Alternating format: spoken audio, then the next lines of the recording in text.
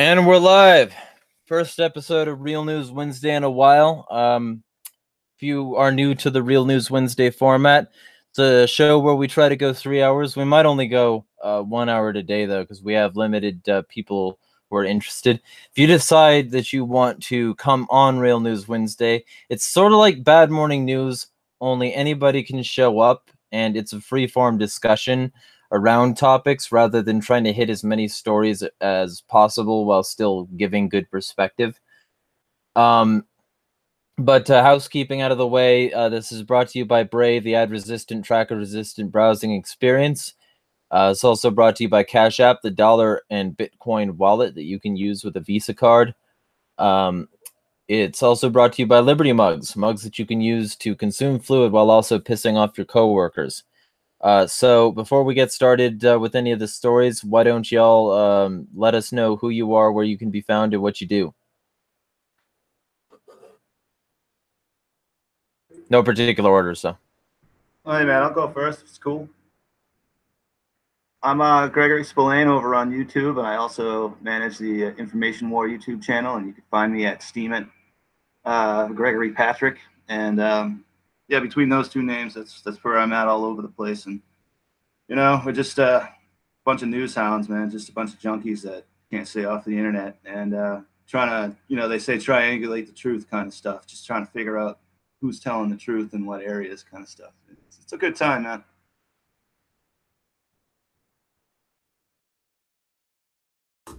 I guess I'll go. Car Camp It. I'm Car Camp It across a bunch of different platforms. Co-host of Friends Against Government podcast. That's about all I got going.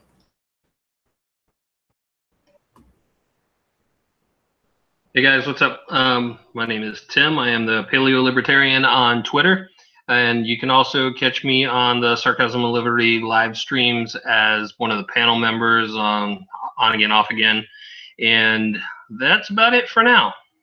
I'll be more famous later. All right. Well, in order to boost that, who has a story that they want to bring up, or should I just jump into one of the ones that I brought? I say go for it, man. Hit it off. All right. Well, I got something for you to say about it. was somebody? I thought I heard somebody. Anybody want to go? Okay. I don't know if you guys saw this. I think it came out yesterday.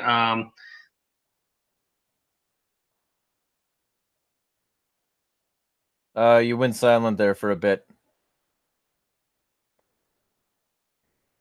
All right, well, they're up to Paleo. You went silent there for a really long time. Can you hear me now? Probably. I mean, we'll see if you cut out. All right, can you hear me now? Yeah. All right, cool.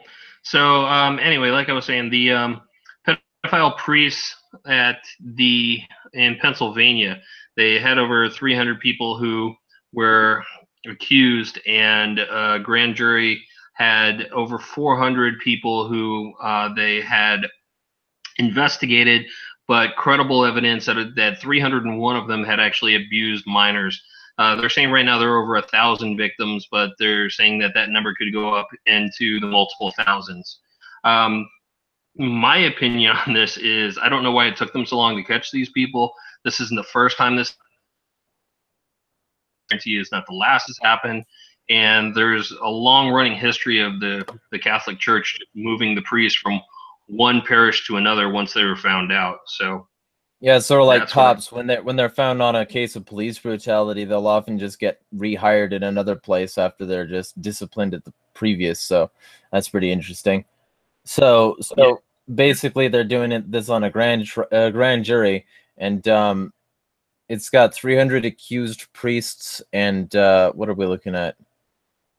Well, a 7-year-old boy was sexually abused by a priest. They've also got another boy from the range of 13 to 15 by a priest who bore down so hard on the boy's back that it caused severe spine injuries. Wow. Yeah, that's pretty severe. Well, more than that, they're saying that this is going back decades. So this isn't something that's just recent. This has been going on for quite some time. Yeah, 20 years ago looks like is one of the oldest cases. Yeah, exactly. And I Okay. posted the link to the Washington Post there in the comment there in the group So chat. we got 1981. Fucking that's as far as this goes back. Holy shit. Well, I'm glad that it's getting some exposure here. It's about time. Yeah. Yeah. This stuff goes back generations in my neighborhood. I'm from Boston, and basically every Irish person in Boston was mandated to be Catholic, and that's actually a real thing. Like, you're mandated to be Catholic. Like, my great aunt from the old country would have murdered us if we weren't baptized and communionized. And there's a lot of parallels, with Hollywood and what's going on now. The only reason they got away with it is because we always fucking joked about it. Like, we had so many awful priest jokes. Looking back, I won't repeat them because shit's not funny. You know what I mean? So it started here though with, and this is a problem. Like, you got to root all out, but Hollywood's only going to make movies about, I think it was Spotlight or something like that, where on the Boston parishes where it all started, and they came up with this musical chair scheme where instead of reporting them to the police, they're just going to ship them off to the Midwest, off the East Coast. We'll just keep moving them west until they wrap back around to the Vatican, I suppose. That was the plan. But I mean, I can tell you about why and how this stuff happened, especially with the Irish Catholic branches, and it goes back generations, and how we ran families and how we divided land. It gets ridiculous how far back this kind of abuse goes and where it started, man.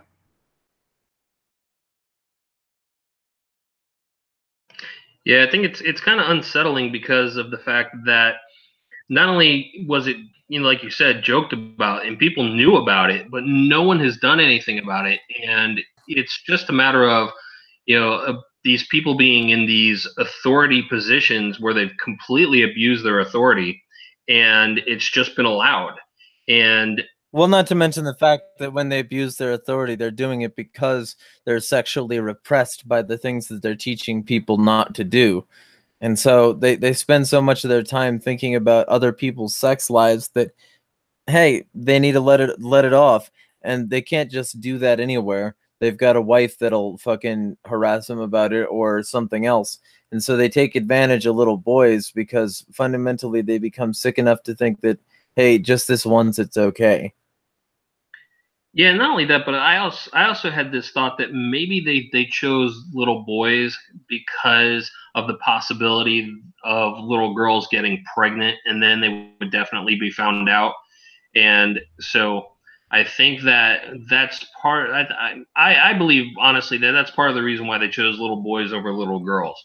I don't think it's completely. Well, also possibly because if you go into a room with a little boy as a priest, you won't be accused of having actual sex. Whereas if a nun goes into a room with a boy, or if a priest goes into the room with a girl, they might think that it's more likely somehow. There's another twisted kind of rationale for the I don't know, I don't even want to drop terms, but how they go after the grown men go after the little boys. But and it's not just actually Christianity. This is actually a huge thing in Buddhism of all things. They don't consider it sex. They consider it more akin to masturbation, because in their mind, they're not actually, everything else is just sodomy. There's only one form of sex, and if you're not having it, you're not breaking that rule. So they have been able to like compartmentalize what they're doing into a different sin, and somehow they rationalize that. And there's also another thing about it is the Pope is actually a king of a country. The Vatican is its own country, and a Catholic Church is part of Vatican land. It's almost like a reservation in a weird way, in America at least, where like the area they own is subject to the king over in Italy. So they can legitly protect their own and ship them out of the country in these kind of weird ways with extradition laws. It's not right. There's something really weird, entrenched stuff going on there. So it's like I said, it's the acts. I kind of wonder what kind of person even wants that job myself, but it's just some sick stuff, and the way they do it, they don't think like normal people like us. I promise you that, you know.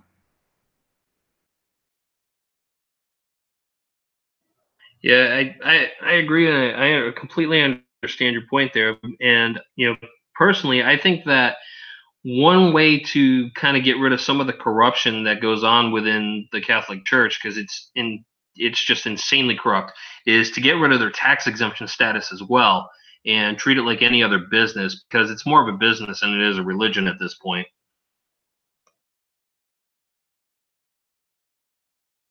Well, at this point, I mean, I think that's a fairly generous statement to make at this point, because, I mean, look at the fucking, they do what money launderers do. They get a bunch of cash and they say that they're doing it for charity and nonprofit, but then they buy a bunch of assets with it. That's why you see all this gilded bullshit everywhere. That's why you see big ass stone cathedrals. That's why you see popes driving in very expensive cars, in very elaborate, very frilly and fancy uniforms. Because if they do that, if they have it held up in material possessions, the courts have a harder time knowing where the money went and where it sunk. And that's why the Vatican is covered in gold while the Pope preaches humility and sacrifice. It's always been primarily a business. And the fucking George Carlin in Dogma mocked it pretty well by saying, you got to hook 'em while you're young. That's the ticket, right? So that's also part of what it is, because if you can get a kid to be silent about his sexual abuse, you might also be able to get that kid to justify that and to justify all the other bullshit corruption that goes on, because that's just the way it is. And then the cycle repeats. So there's also that aspect of it. What do you think, Carr? Yeah, I mean, it's define or separating terms between business and indoctrination and cult is probably at this point a little bit moot. It's the whole kit and caboodle. And once you just start to amass power like that, it starts to get pretty difficult to separate it. And I think one of the big problems is that it ceases to become just an easy fiscal separation, and it starts to become a little bit more difficult to, if somebody comes to the realization that most of these churches are really, or I'd probably say all of the churches are kind of bullshit. That's kind of like the canary in the coal mine, I would say, for a lot of governments. Where could the citizenry then say, oh, well, actually, this whole thing is bullshit? And so, they're there for a reason, I think.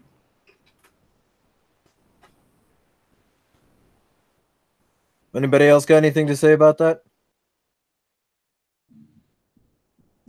Yeah, all churches are bullshit. All authority is bullshit. I think if we got rid of the fucking churches, honest to God, I would have a much easier time finding more Christians, because, especially in the libertarian movement, because I find that it's the horrible shit they do with the power they have. They spend their, it's all about the nasty stuff they have because they're giant thrones and stuff. So smash them all, man. All the golden thrones, throw them in a pile. And I think that, honestly, I think a ton more people would probably convert to Christianity on their own if they didn't have to attach it with all this horrible shit. That's all I can say. And one of the reasons that family doesn't like me talking politics at reunions is because one of the things I said once that pissed pretty much everybody off was either tax the churches or don't tax anybody. And I said I'd prefer it if they didn't tax anybody, but if they tax the churches, then the churches would suddenly have to report what they're doing. There would be raids on them. They wouldn't be able to be unaccountable institutions of essentially money laundering. And I had a good list of other reasons for it, but not the least of which is the fact that if you have an unaccountable institution, because it's not held to the same standards, whether taxed or untaxed, whether that standard is to have a tax or is not to. Go ahead. You were about to say something. Oh yeah, all I could honestly, what we're doing right now is probably more brave and more helpful to people than half of the preachers out there giving a sermon on a Wednesday night. And so we're not getting any tax breaks. We're not getting shit. So I think social engineering in its own right screws everything up. So anytime we can take any aspect of government social engineering out and start living our lives without being, you know, penalized or incentivized to do any, like, I go off on marriage. I mean, think about how much easier the marriage debate would have been if the libertarian or the third party was just, you know, actually listened to and said, hey, we just should all give up our tax breaks. We'll give everybody the same deal by not giving anybody a deal. Fuck it. So many problems are solved. Just, yeah, tax everybody. Don't tax anybody. Just, yeah. What I say. Well, and that's the other half of it, isn't it? Like, you can't have equality at all, ever. Equality is fundamentally impossible if you're trying to do something. If you're trying to do something, you can only do it to a portion of the population. You can only do it with or have it affect positively a portion of the population. You can't have equality. And even if you try for equality, if you're doing it by fiat and not incentive, that equality is going to be really, really ephemeral. And it's, you know, it's still not going to be really equality because it's just going to be a new power class, essentially. And, you know, if you want equality, the only real way to try and attempt that is to not do things, not to do things. Because if you try to do things, you will never be able to affect 100% of the possible targets equally. It doesn't work. It can't work. So, you know, even if you were only targeting 2 people, you couldn't do the 2 equally. It doesn't work physically. So I always just say, like, if the churches want to be involved in marriage, they should be involved in marriage by not having ceremonies if they don't want to for that particular couple, instead of being like, you know, no marriage if you're LGBT, or marriage because you're LGBT. Just don't be involved in a ceremony if you don't want to be involved in a ceremony. That seems like it fixes the problem. But anyway, marriage as an institution isn't working worth a goddamn anyway. I mean, yeah. Half the people don't care. You know what I mean? It's a contract people always think they can break without consequence. It's a giant pain in the ass for a divorce, but, you know, it's always in the back burner of most people's relationships. You know, it's actually not a great thing. So I'm not a huge fan. I would rather them, like, leave everybody the hell alone. You know, like, if I want to go and jump over a broom so my wife feels, you know, better that I'm not going to leave her, I'll go jump over a fucking broom. What do you guys need? You know, but why do I have to sign this? You know, can't my word be enough? What the hell? Well, right, and like, that's one of the fucking best things about libertarian comedians, because, like, Doug Stanhope put it perfectly when he's like, babe, you and me, what we got is so good, we got to get the government in on it. I think that's the perfect way to describe it. Yeah, they fuck everything up, so let's invite them in as much as possible, because this time it'll be different. Anyway, though, I think we're getting lost in the weeds. Who has another story they want to bring up?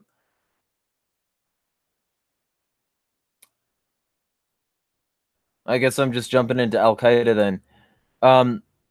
This is from Fox News. I saw this as soon as I looked up news, and I thought that it was, like, perfect for what I describe.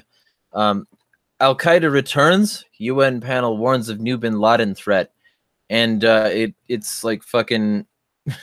As the Islamic State is driven out of its former strongholds, a UN panel is warning that the next big terror threat in the region could come once again from Al-Qaeda, led by the son of Osama bin Laden.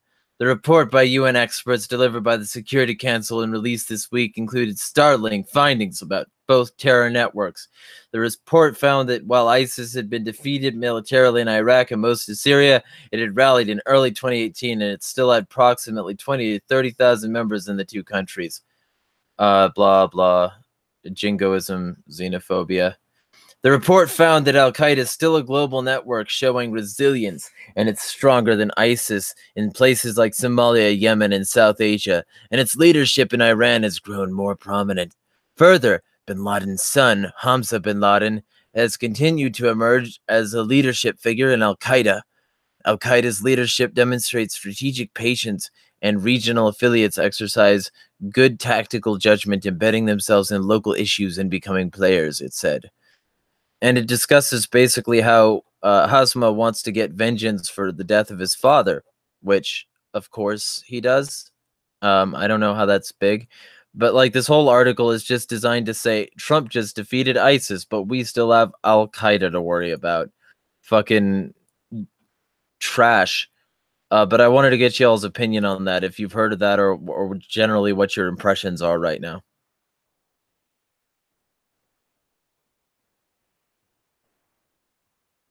Anybody? Well, you know, we always need a boogeyman, don't we? You know, we always need a reason to fund, you know, the parade. I guess we actually are going to be having real parades soon and all that around here too. But yeah, I don't know how many sons does bin Laden have? Didn't he have dozens of wives at one point or something like that? It's sort of the way it works in the culture, and it's inevitable. I wouldn't be surprised if we could play whack-a-mole with bin Laden's, you know, for generations to come. They're not going away. Well, I mean, plus, you know, fucking Anwar al-Awlaki.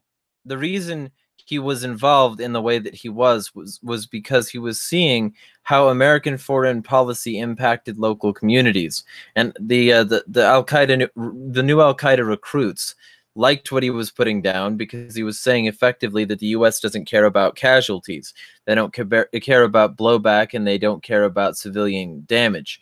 They just care about promoting Western imperialism, you know, and fucking spreading their decadence. And America had him killed for that with a drone strike, along with his brother, who pretty much didn't have anything to do with it. And then eventually later also his sister was killed by a drone strike. Total collateral damage, of course, as it always is. And then there are countless Al-Qaeda leaders and ISIS leaders cropping up. I wonder why. Maybe it's because the war on terror is designed to have some casualties built in so that people can consistently go back to war with the same boogeymen over the same natural resource sands. But, you know, it's just me, and I'm a cynical asshole.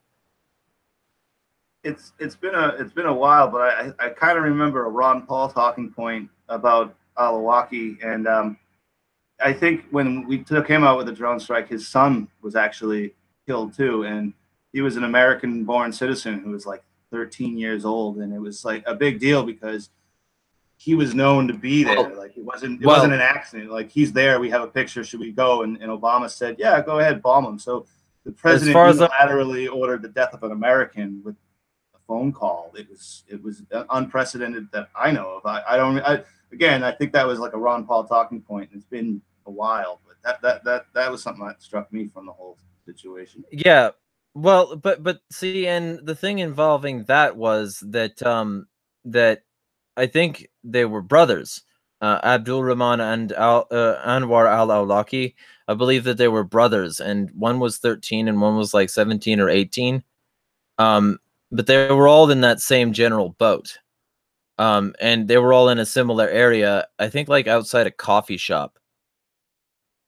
And they bombed the coffee shop trying to get it at I believe Anwar specifically.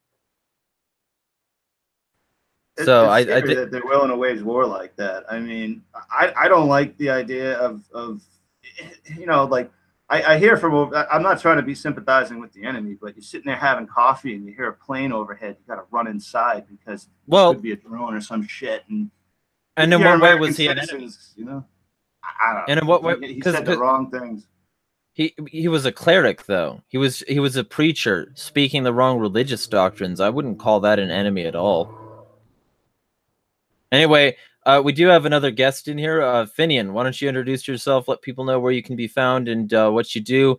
And then we already talked about Catholic pedophile exposure. Paleo can go back over that again because he's a little bit more familiar with it, and then you can give your feedback. And then we're talking about the son of Bin Laden,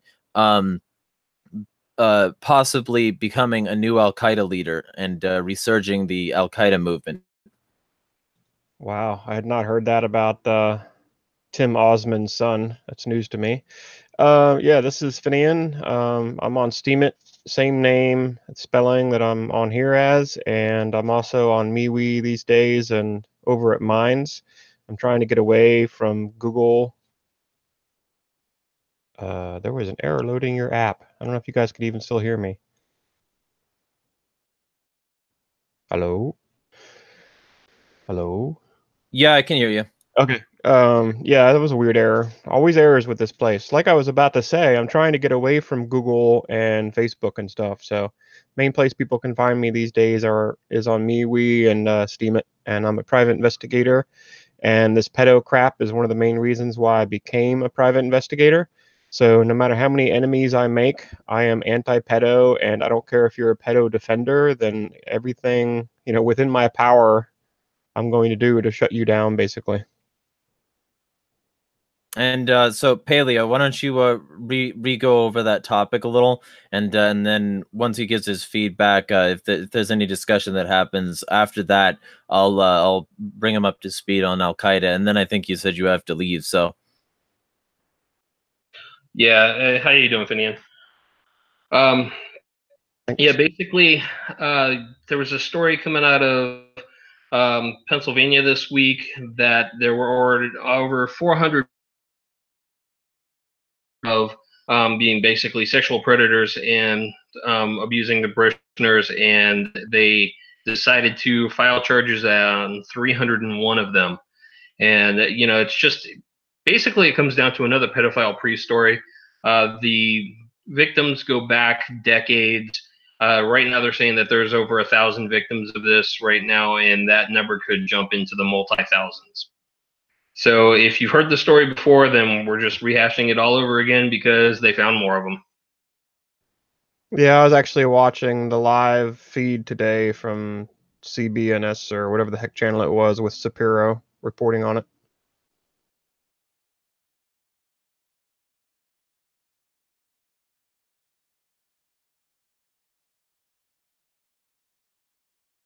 So do you have any general feedback on this story?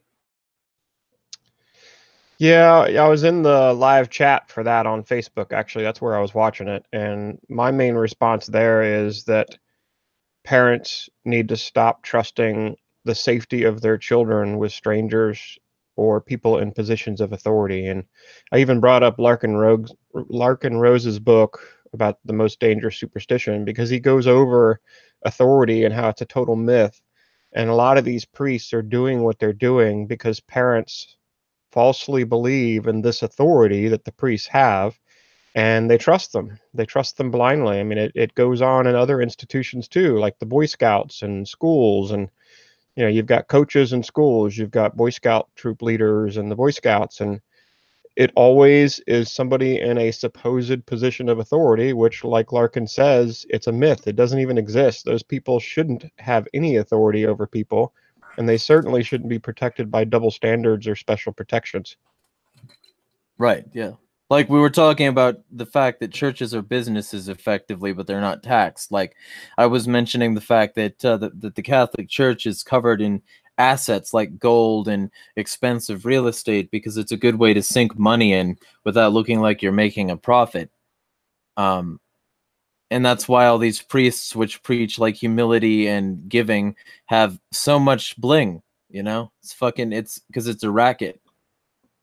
Well, and they're just like the cops too, and they're in positions of power over people, not necessarily just children.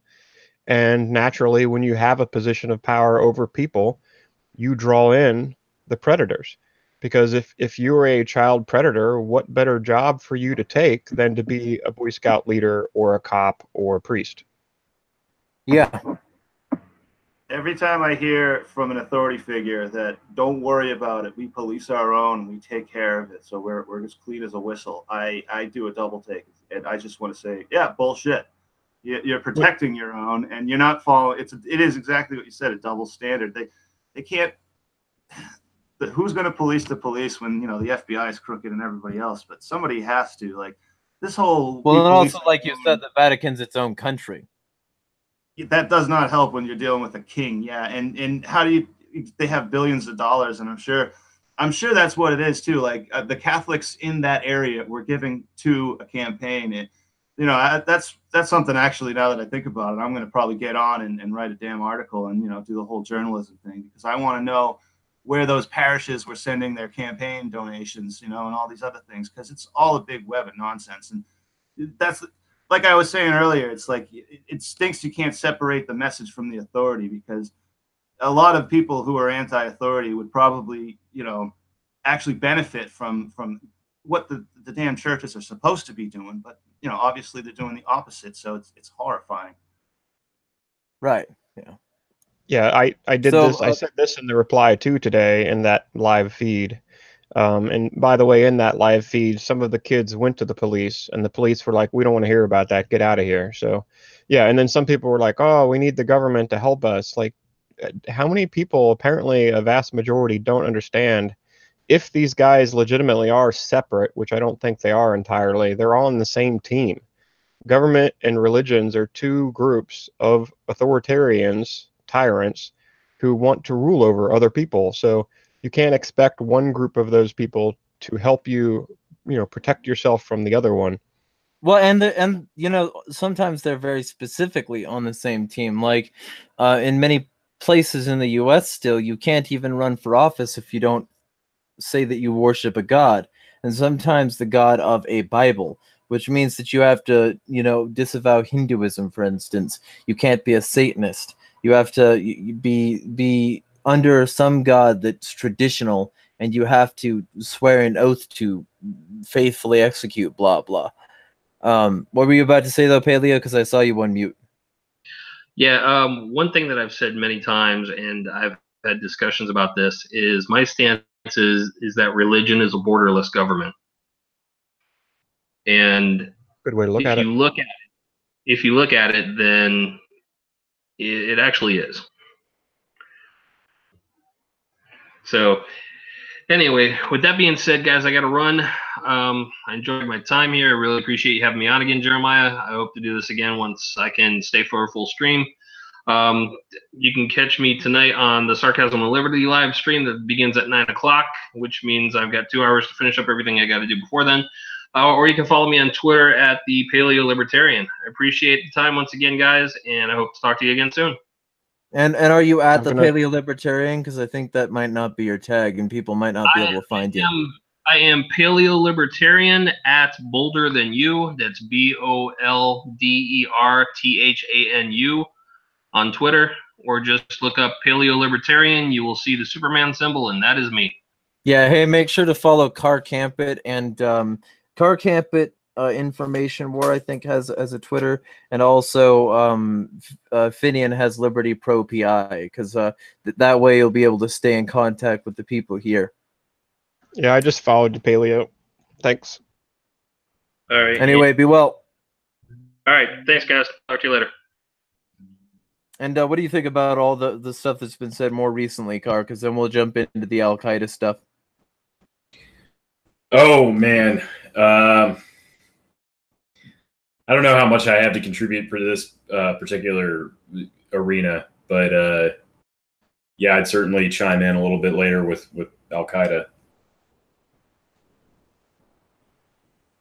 All right, so Finian, just to get you up to speed, the son of Osama is supposedly trying for a resurgence of Al-Qaeda prominence in Somalia, Yemen, and South Asia. Hasma bin Laden. He claims to want vengeance for his father, which, I mean, duh.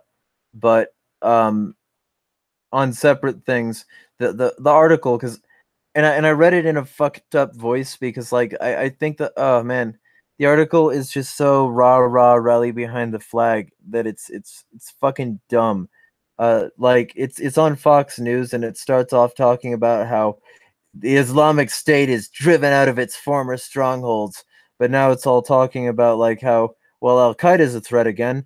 So I guess they're just recycling old enemies at this point. At least that's as far as I can tell. But yeah, honestly, what, because you seem to know a little bit about the Tim Osmond end of Osama bin Laden. So why don't you go into his CIA roots a bit? Because I think you do know quite a bit about this particular topic. I think we've hit on it in Shit Shooting Sunday a few times. Yes, yeah, we have. And, he's not the only one, too. These guys are set up in advance and they're used basically like Israel does this with Hamas.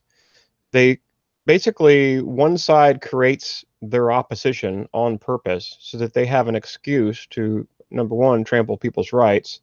And the main thing, of course, is to maintain a conflict, and that conflict gets them economic resources or land or something else that they want as an end result. And yeah, I mean, anybody can Google Tim Osman, Osama bin Laden, and research it yourself. There's multiple points of proof. Again, it's on the internet, so it's kind of hard to say if it's legitimate evidence or not. But Well, there's proof pointing to the fact that he was that guy. Yeah, and to that effect, go to globalresearch.ca. They do great work on the whole thing. But let's say that really was his name, and he really is from Saudi Arabia, and he's who they say he is. It doesn't matter because he's still an asset of the CIA. He was still working with them against the Soviets. It was and that's well documented in mainstream media papers. You can go back and find headline clippings that talk about him being an asset. Yep, and that was America's great revenge against the Soviets. And it's, the intel analysts will tell you that it was a great victory and they were so proud of themselves for doing it. But basically their reasoning was the Soviets sent a bunch of quote unquote our boys home in body bags in Vietnam by supporting them. So we're going to get back at them and do the exact opposite, or the same thing, I guess, in Afghanistan. Well, and it's yeah, not it's just ridiculous. getting back at them. It's the fact that was a preloaded enemy. Like, you didn't even have to work hard. You just had to get the CFR in there to be quotable. And this is something you can find video footage of. Be quotable as going to a bunch of mujahideen with funding and weapons and saying, yeah, all this on your side, go kill those motherfuckers. In nicer terms. All this on your side, he smiles upon you. Go be in service of Allah and kill you some Russians. Here's some guns. Here's some money. Here's some fake IDs and passports. Here's the Soviet-Afghan conflict in the mid '80s, and then everybody forgets about that. And then let's not forget again the thing we talked about post-stream the other day. They constantly provoke the Middle Easterners to be angry. So if you can then point them in a direction once they are angry, you can get them doing essentially corporate defense strongholds wherever you want, with no effort necessary. Because like I said after that stream, 30,000 Sudanese people died because of that pharmaceutical factory that got bombed. And countless more have died as casualties of the war on terror from direct casualties. According to conservative estimates by the Watson Institute, it's like 1,000 a year casualties. 1,000 a month casualties. Like I was remembering a tweet that I posted a while back where I said something like a few cops a month die, but there are hundreds of people a month that die by cops, and thousands more that die by the war on terror. Let's not forget who the real war is, or whatever, something like that. But thousands, like 1,000 plus people on average, die a month in terms of casualties, civilian casualties, from the war on terror. And depleted uranium deforming their babies, water sources tainted by waste. Communities destroyed with the rebuilding efforts, Americanizing everything and forcing them onto a culture they weren't prepared for. Yeah, there's going to be a little bit of resentment, and then all you got to do is point that resentment wherever you want. Yeah, and they set up these scenarios in advance, of course, because it allows them to set the agenda and get the objectives that they want. The whole problem, reaction, solution thing. And it's never ending. Like they can keep doing this to infinity, and technically there's no way to stop them as long as they have, you know, unlimited money to create out of thin air, and nobody's standing up to them. There's a huge problem with people who have way too much money and way too much time on their hands, and it is sickening to think that we're, you know, using certain countries as science experiments, whether it be sociological experiments or dietary like with the things we've done in the Middle East, where we try to tell a bunch of people who've been living off of mainly, you know, goat and flour, they're gonna all live on soy now. We're just gonna grow nothing but soybeans, and we're gonna fund it. It's gonna be great. And then we try to use, you know, people like tools, and you know, we talk as a culture like, you know, how horrible that is, and then, you know, we turn our backs to when we actually do it.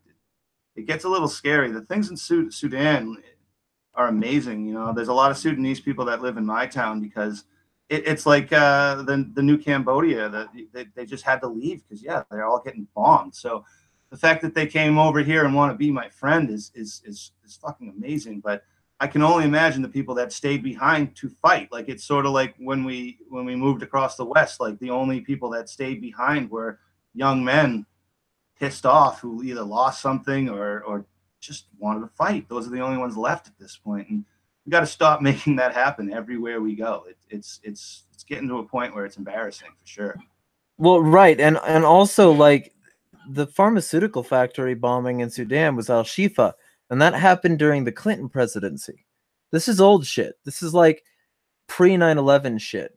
And the US constantly goes in there and does this shit, and then wow, they hate us for our freedom.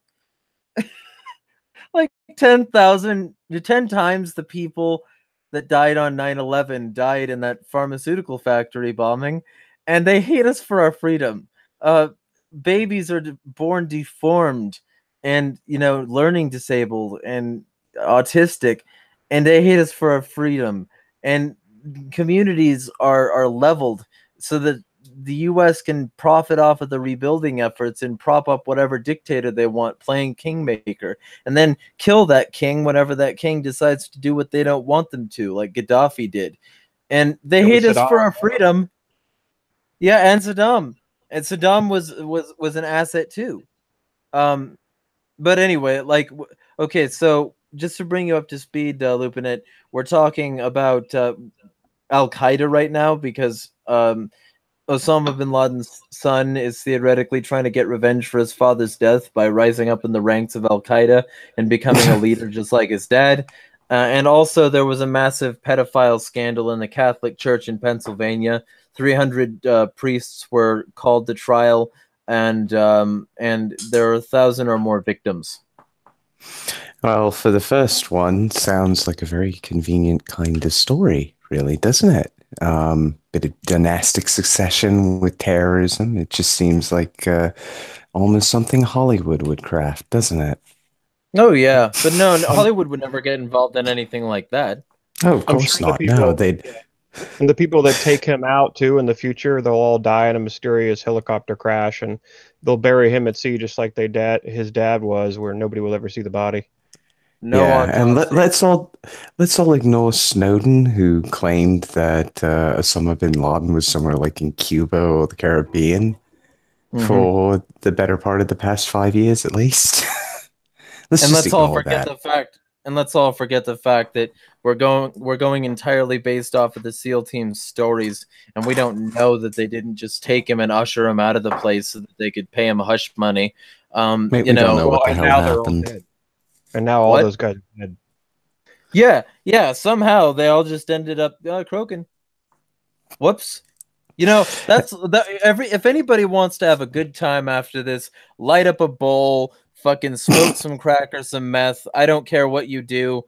Just fucking be inebriated and just try to laugh your ass off listening to this song by Ministry called Lies, Lies, Lies, where they just repeat lies that are demonstrable lies told by the US government with a laughing track in the background. I got really drunk and turned that song on repeat once, and it was one of the best nights I've ever had.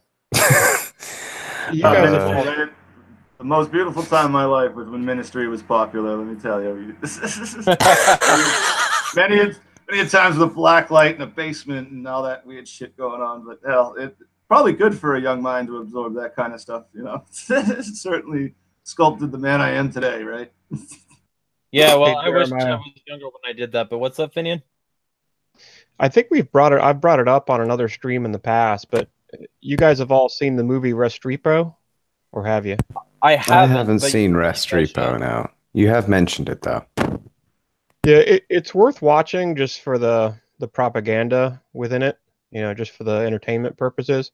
But what Jeremiah was talking about earlier and the whole model, the whole problem, reaction, solution, and this never-ending conflict made me think of it again. Because in that movie, an idiot, I think he was a captain, he might have been a major or something, he ordered a rocket attack on a village. And had no real reason to do it either. He'd ordered the rocket attack, and when they went into the village, they found out that they only killed women and children. And when the soldiers left that town, they were ambushed, and it was so brutal that at least one of the soldiers' throats were cut. I mean, like, they got really up close and personal. And in the movie, they made it all dramatic, like, oh, these savages, and how horrible is this, and making you try to feel sorry for them. But I'm like, they just killed those men's women and children. So what did they really expect to happen? And yeah, that's the kind of thing that they can always create that scenario over and over again and create as many quote unquote terrorists as they want. Because if they did that to my village, I would do the same thing. I would make it very personal. That's what I was trying to say earlier too. It's like if they bombed out my house and my entire family was in it, and I was just getting some soda at the store, and that's what happened on my way out. And then they all told me to leave, and I had nowhere to go and nothing to live for. Gee, I wonder what I would do. If a foreign occupier was telling me what to do. I don't know. I mean, not saying it just it's awful. And yeah, I swear we do it on purpose. It really has to be that way at this point. Well, to be fair, actually, no, to be brutally honest and completely unfair in any way, shape, or form. Hey, well, just remember, like, ease your mind on the fact that fairness and equality are both impossible. Go ahead. All right. Wasn't expecting that route. But to be fair, it's not like this is new in any way, shape, or form. Well, I mean, yeah, well, I was going over the Al-Shifa bombing, so I don't think, like, this is news, but it's also news respect to history. I think not being respectful to history and talking news is a good recipe for propaganda, and I'm not that. So go for it. No, that's true. So from an older perspective, I do vaguely remember watching several broadcasts where, not by US journalism, obviously, where people were complaining about how they were a peaceful village, nobody here, and like entire families were bombed out, little grandmothers basically crying and begging God to strike down her enemies, and her enemies being the people who took her children and grandchildren away. And this is the kind of reputational damage that creates the conditions for terrorism. It's the ability to basically point to one massive entity and say, you guys did this, ergo everybody you're in charge of is at fault, and we're going to punish all of you. Because you punished us indiscriminately, we don't see a reason to discriminate for you. It's the principle of reciprocity. And it's fucking horrific and a terrible thing to have to worry about, but it's there.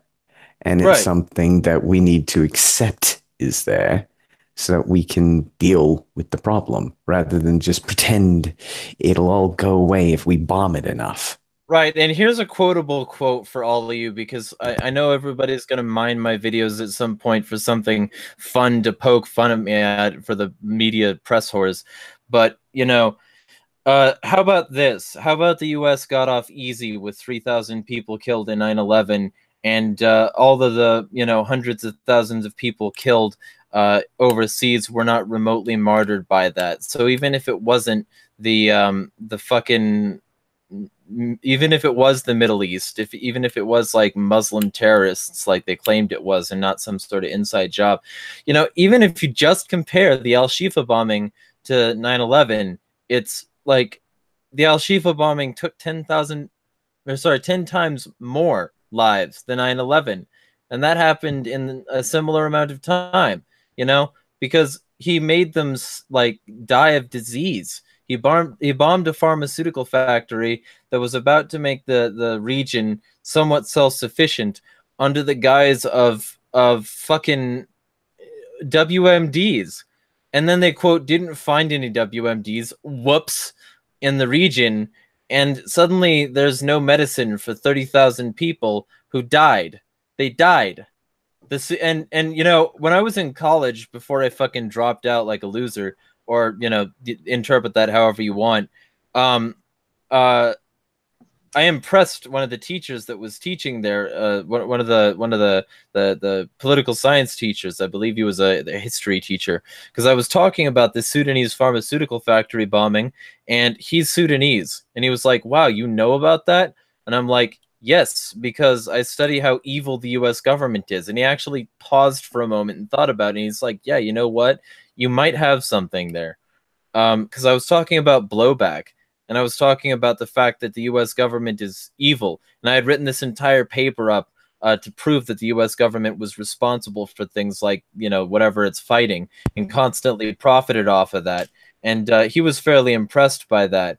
But, you know, I mean, I think this could be fairly well summed up, at least my perspective on it could be fairly well summed up by a paragraph from a song by Faithless called Bombs.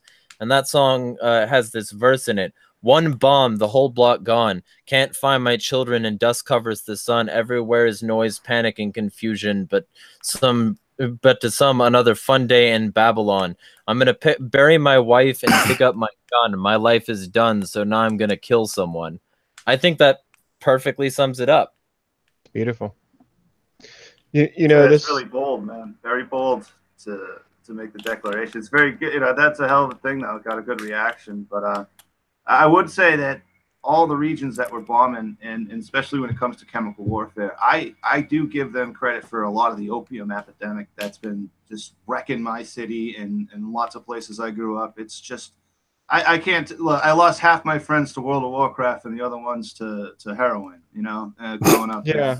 Yeah, and how's that right? And how's that heroin getting there? Right, it has absolutely nothing to do with Afghanistan, of course. Sometimes it gets middled, though, and I've seen it. I've seen stamped, like, people have shown me, like, I got horrible people in my life, and they yeah, this comes from Afghanistan, this comes from Colombia. These guys are like weird connoisseurs when it comes to it. And obviously, you don't get to hang out with guys like that long because they're either dead or brain dead or in jail. But they seem to know where it's coming from. I don't know. My wife's brother died from a heroin overdose, and heroin is such a strong addiction that you will absolutely do anything. You'll kill people. You'll steal from your own family to get it. It doesn't matter. Yeah. And I mean, he was going to die no matter what. And he ended up ODing on it. And now these days it's even worse because the stuff is being laced with fentanyl and shit. So it's like their purpose. And it's been hyper concentrated so that you can make it smaller and easier to hide on transport. So, I mean, like, that's the reason black tar heroin exists. That's the reason black tar heroin exists, because they had to concentrate it. They had to find ways to refine it. So now you'll get people with essentially hookup kits where it'll come with a little bit of fluid in it, and you burn your black tar, but then you pull it into a bunch of other fluid, and it's suddenly just the normal dose of heroin, but much stronger, because it's more concentrated. And you know, that's because of the war on drugs. It didn't start out that way. It started with people smoking hookahs. Well, and this is another well-documented thing, but the CIA and other agencies that we don't even know exist, including myself, I have no idea, but I've alluded to me thinking that there's another agency connected to the State Department out there that I don't even know exists, but I've seen evidence of it existing. And the way these agencies exist and the way the CIA does all of its black ops is by funding it with things like drug money. And it's been documented. I mean, like, people know for a fact that this is going on. And because we have systems in place like we have, us little people, we have no way to stop it. That's what I was trying not to pick too much on, say, like Afghanistan when it comes to like them bringing over the illegal drugs. What I want, they really do have deals cut with us for security and mercenary work to protect opium fields for our illegal drug trade. And I like that's step number one for all my buddies. They all started doing Percocets and Oxycontin and all that other stuff before they completely went off the deep end and became, you know, well, let's just not criticize. But the point is, like, the chemical warfare can actually just be right on paper. And I really do believe that there are tons of people making money off of it, because there's no way we need all of these opiates. There's a million other ways to kill pain at this point. For God's sakes, we can basically do anything as a species we put our minds to. I think we can figure out a better way to go than this horrible drug. But it's exactly like if it's not the CIA, there's another state department. It could be the agricultural department for all we know. Those guys could be running around in foreign countries with guns. Things have gotten off the rails around here. Well, let me say one thing about that too. When I mentioned Afghanistan, I did mistakenly make it sound like it's mostly the illegal trade, and it's not. The majority of it is like what you're saying. It's the morphine specifically, and doctors in the United States, at least, are giving that shit out like candy. And my wife's doctor, a pain management doctor, got her addicted to that. And literally, I lost and she lost 5 years of our lives while she was on that shit. She spent most of her life for that 5 years in bed, nearly killed herself multiple times. And the doctor that got her hooked on that shit is now in prison because apparently he was raping some other of his patients. Isn't that cute? But that's the kind of racket that's going on. Is, yeah, sure, it might be legitimate business, but it's still the type of fascist corporate control of your government, because they're using Afghanistan to take those opiates, turn them into morphine, and then they're hooking everybody on morphine. So right, and that's lots of angles to it, basically. And it's the same way with every supposedly illicit drug. It's not illicit. It's just illegal for you to do what you want with it. The state does what they want with it all the time, and they move it around like chess pieces. And you know, while we're talking music, I might as well also pimp fucking Immortal Technique's Peruvian Coke off Revolutionary Volume 2. That outlines how this shit works with every drug. You know, like that guy at the end, ain't no Uzis made in Harlem. No one here owns a poppy field. Exactly. Yeah, and of course they conveniently try to keep things like marijuana illegal, and if it was not for pot, my wife would be dead. I mean, she went through detox, but the only reason why she succeeded in getting through that detox is because she had access to pot during that time. So fuck all the people that think that it's immoral to smoke pot, because she would not be alive without it.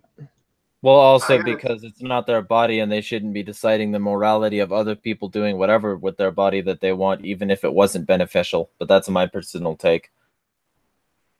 When it came to me, I don't know if I'm lucky. I suppose I am lucky at this point. But by the time I had really bad pain issues and was going to the doctor, you know, my city had already pretty much succumbed to all this nonsense, and they were not handing out anything to anyone. It didn't matter. It was just like a blanket, which is fine, but when you're in agony, it's an awful thing to hear. You know what I mean? Because you go in there and you're begging for help, and they can't give it to you because it's a blanket.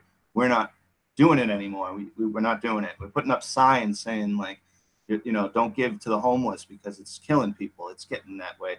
So, you know, without pot, God, it was alcohol.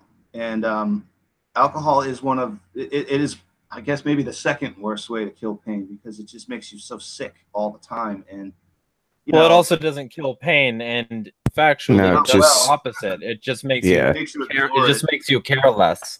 Because here's the thing. Okay, so, and I actually know a little bit about this since I've been studying the liver heavily recently, and that sounds like an odd thing to say, but I've been trying to hyper focus on getting as keto friendly a diet as possible on my budget. And so I studied how the liver works. And when you process alcohol, you don't process all of it. And that's the reason you feel what you feel. Your body overcompensates for a toxin in your bloodstream by giving you dopamine so that the negative effects of it aren't something that you're going to feel attacked by. And the dopamine is what makes you not care that you're in pain. But the pain itself actually gets worse, because here's the other factor to alcohol. It's fucking inflammatory. And the reason it's in your bloodstream is because your liver stopped processing it, so you start to get ethanol in your bloodstream. And that's the reason you get drunk, and that's the reason why people can get blind drunk, because it'll go up to their eyeballs and bulge out the blood vessels in their eyeballs so that they can no longer push blood effectively to their optic nerve. It's also why people get blackout drunk, because the centers of their brains become toxified, and they effectively fall asleep while still moving around. So there's all of that. But then there's the fact that since it's inflammatory, any pain that you're in is actually worse. You just care less because you feel better. And it's worse, and it's also harder to heal. So people who are drunks have a harder time healing and more pain overall. And they think the opposite because they're used to drinking the emotional pain away. And they don't feel that emotional pain there. They feel positive, so they don't care so much about the other pain. Plus, once you get a certain amount of ethanol in your bloodstream, it starts to have an effect on your nervous system where you'll stop feeling much of anything. But that doesn't actually kill the pain either. If you stub your toe and your foot's swollen because you just shattered it, you're going to feel that more when you're drunk. In fact, people constantly say you're killing my buzz related to various consumable substances, including ethanol, because somebody's like being a downer or because they stubbed their toe or whatever. So alcohol is good, and I don't dislike it, but it's not good in that way. It's certainly not good for you to kill pain, and I just thought I'd bring that up because I'm not like an anti-drug person, but ethanol has way too good a rap for the amount of negative effects it has versus other chemicals. Like pot doesn't kill people. You don't see people dying in car accidents. You don't see people, killing their loved ones because they got too high. You don't see people dying of overdose. And if you do, it's like such a narrow case. Plus overdose specifically you can't get from smoking, so you have to be like a fucking dumbass and probably also wealthy and or stealing money. But all of that aside, I think that alcohol is used as the baseline for what's acceptable because American culture has fetishized the subsidy of grain. But I think that if you start to look at the way things actually work, the reason people are so okay with alcohol in the first place is because they ignore how bad it is. They don't think about how bad it is, and they don't consider, hey, I'm poisoning my blood for fun. They just think I'm going to do this and it's going to feel good. I'm going to loosen up or whatever. So I just thought I'd bring that up, but whatever, go ahead. It doesn't add to people being able to enlighten themselves either, like some other drugs. I mean, like psychoanalytic drugs, they actually increase your enlightenment and they give you great amounts of creativity and stuff. Alcohol, of course, it like dulls all of your senses basically. It's a stimulant for me. Like I'll be tired and I'll come home from work and I'll have one or two drinks of wine or whatever, and it keeps me awake until I have to go to sleep at night, and it acts as a stimulant to me, and that's one of the reasons why I drink a very limited amount. But yeah, absolutely. In larger amounts, it's complete poison. And I think that's one of the reasons why the government wants people and promotes people to consume it, because it lowers the average person's lifespan by a large amount, and it gives them none of that enlightenment aspect that other drugs do. So there's no benefit to it. And also, let's be completely frank here. It's more expensive than weed by a damn sight. It's more expensive than quite a few. I could get so much coke for the amount of money I've spent on booze. Because I know a guy or five in my local town. But aside from that, while we're referencing songs, fucking like Freedom by Rage Against the Machine, what does the billboard say? Come and play, forget about the movement. And that's the real point of it. If you drink yourself into a tizzy because you think that's the way to relax, you won't have any activism in you. You will be deactivated. And that's what they really want. They want a people drunk or sugared into sugar comas. That's why they don't mind that people are having sugar, which is more addictive than the Coke that I could get from the guys I know. Took me 2 years to get off sugar. Yeah, right. Sugar Well, is and the it took worst me less. poison. And it took me less because, to be completely honest, I like water, and I always have. And it wasn't hard for me to switch from drinking things like sodas to drinking water. But fucking anyway, like, what were you gonna say, Lupin? I was going to say sugar, fructose in particular, is actually one of the worst substances you can put into your body. It's far worse than alcohol Right, on the liver in particular. Because of the high glycemic index. Well, it's not just that. It's the sheer volume of shit that it basically creates, that your liver has to create to process it. It basically creates even more toxins and even more complex toxins that it then has to break down. It's insane what the liver has to do to process fructose. It really is. And the more damage you do to your liver, imagine this, total surprise, right? The less you'll live.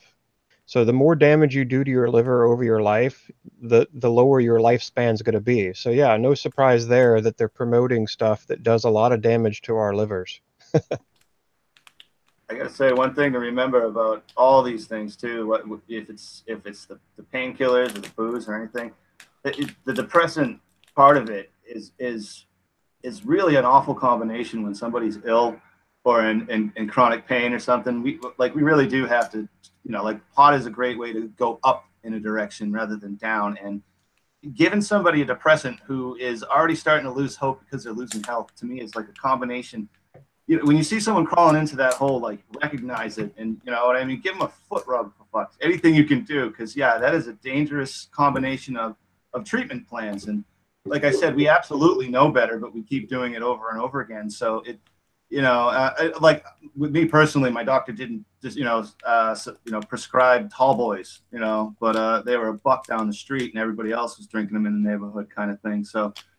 Well, and that's the other mind sharing. How did you get hurt, Gregory? Like, what's your injury? I'm just curious. Well, it's more of it's actually a lot of it to do with sugar. Like, my pain injuries began. I used to be a steel carpenter, and I used to install docks and boat lifts in lakes and things like that. I worked for a father and son. And one day on the job, I just completely annihilated my back when a boat lift is something you can manually lift an entire speedboat out of a lake with.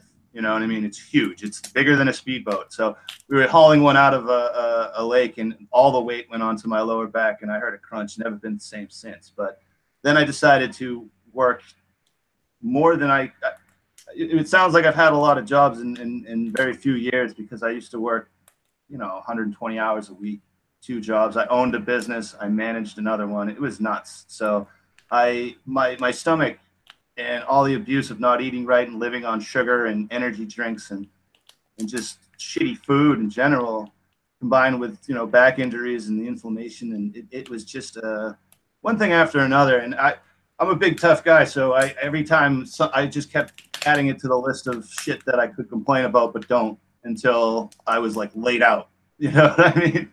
It was like, I can't get up to complain. So someone get me a glass of water, please, kind of situation.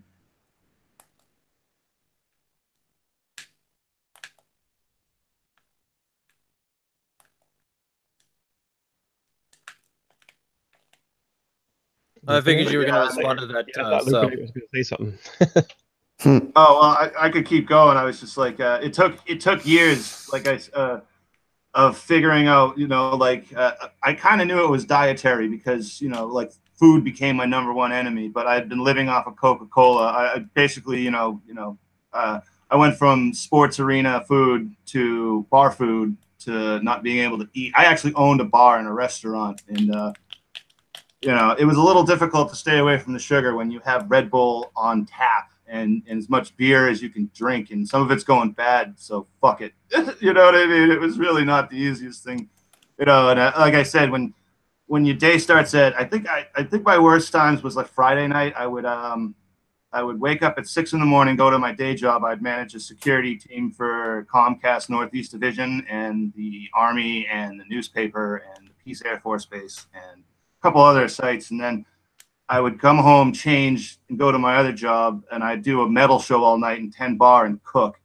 And then I'd get home the following day at like 8 a.m. So, I mean, this is like 26-hour days and shit like that.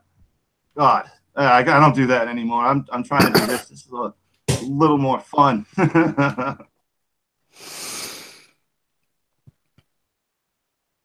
We haven't Oh, heard were from you gonna say Carr in a something, bit on the Lieutenant? subject. I was going to say, we haven't heard from Carr on the subject in a little bit.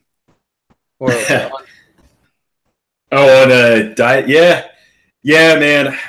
That I guess I have a lot of feelings about it, and none of them are really concrete. I like an author, Michael. I think it's Michael Pollan, and he basically opened a book with saying eat food and not too much, and I like that.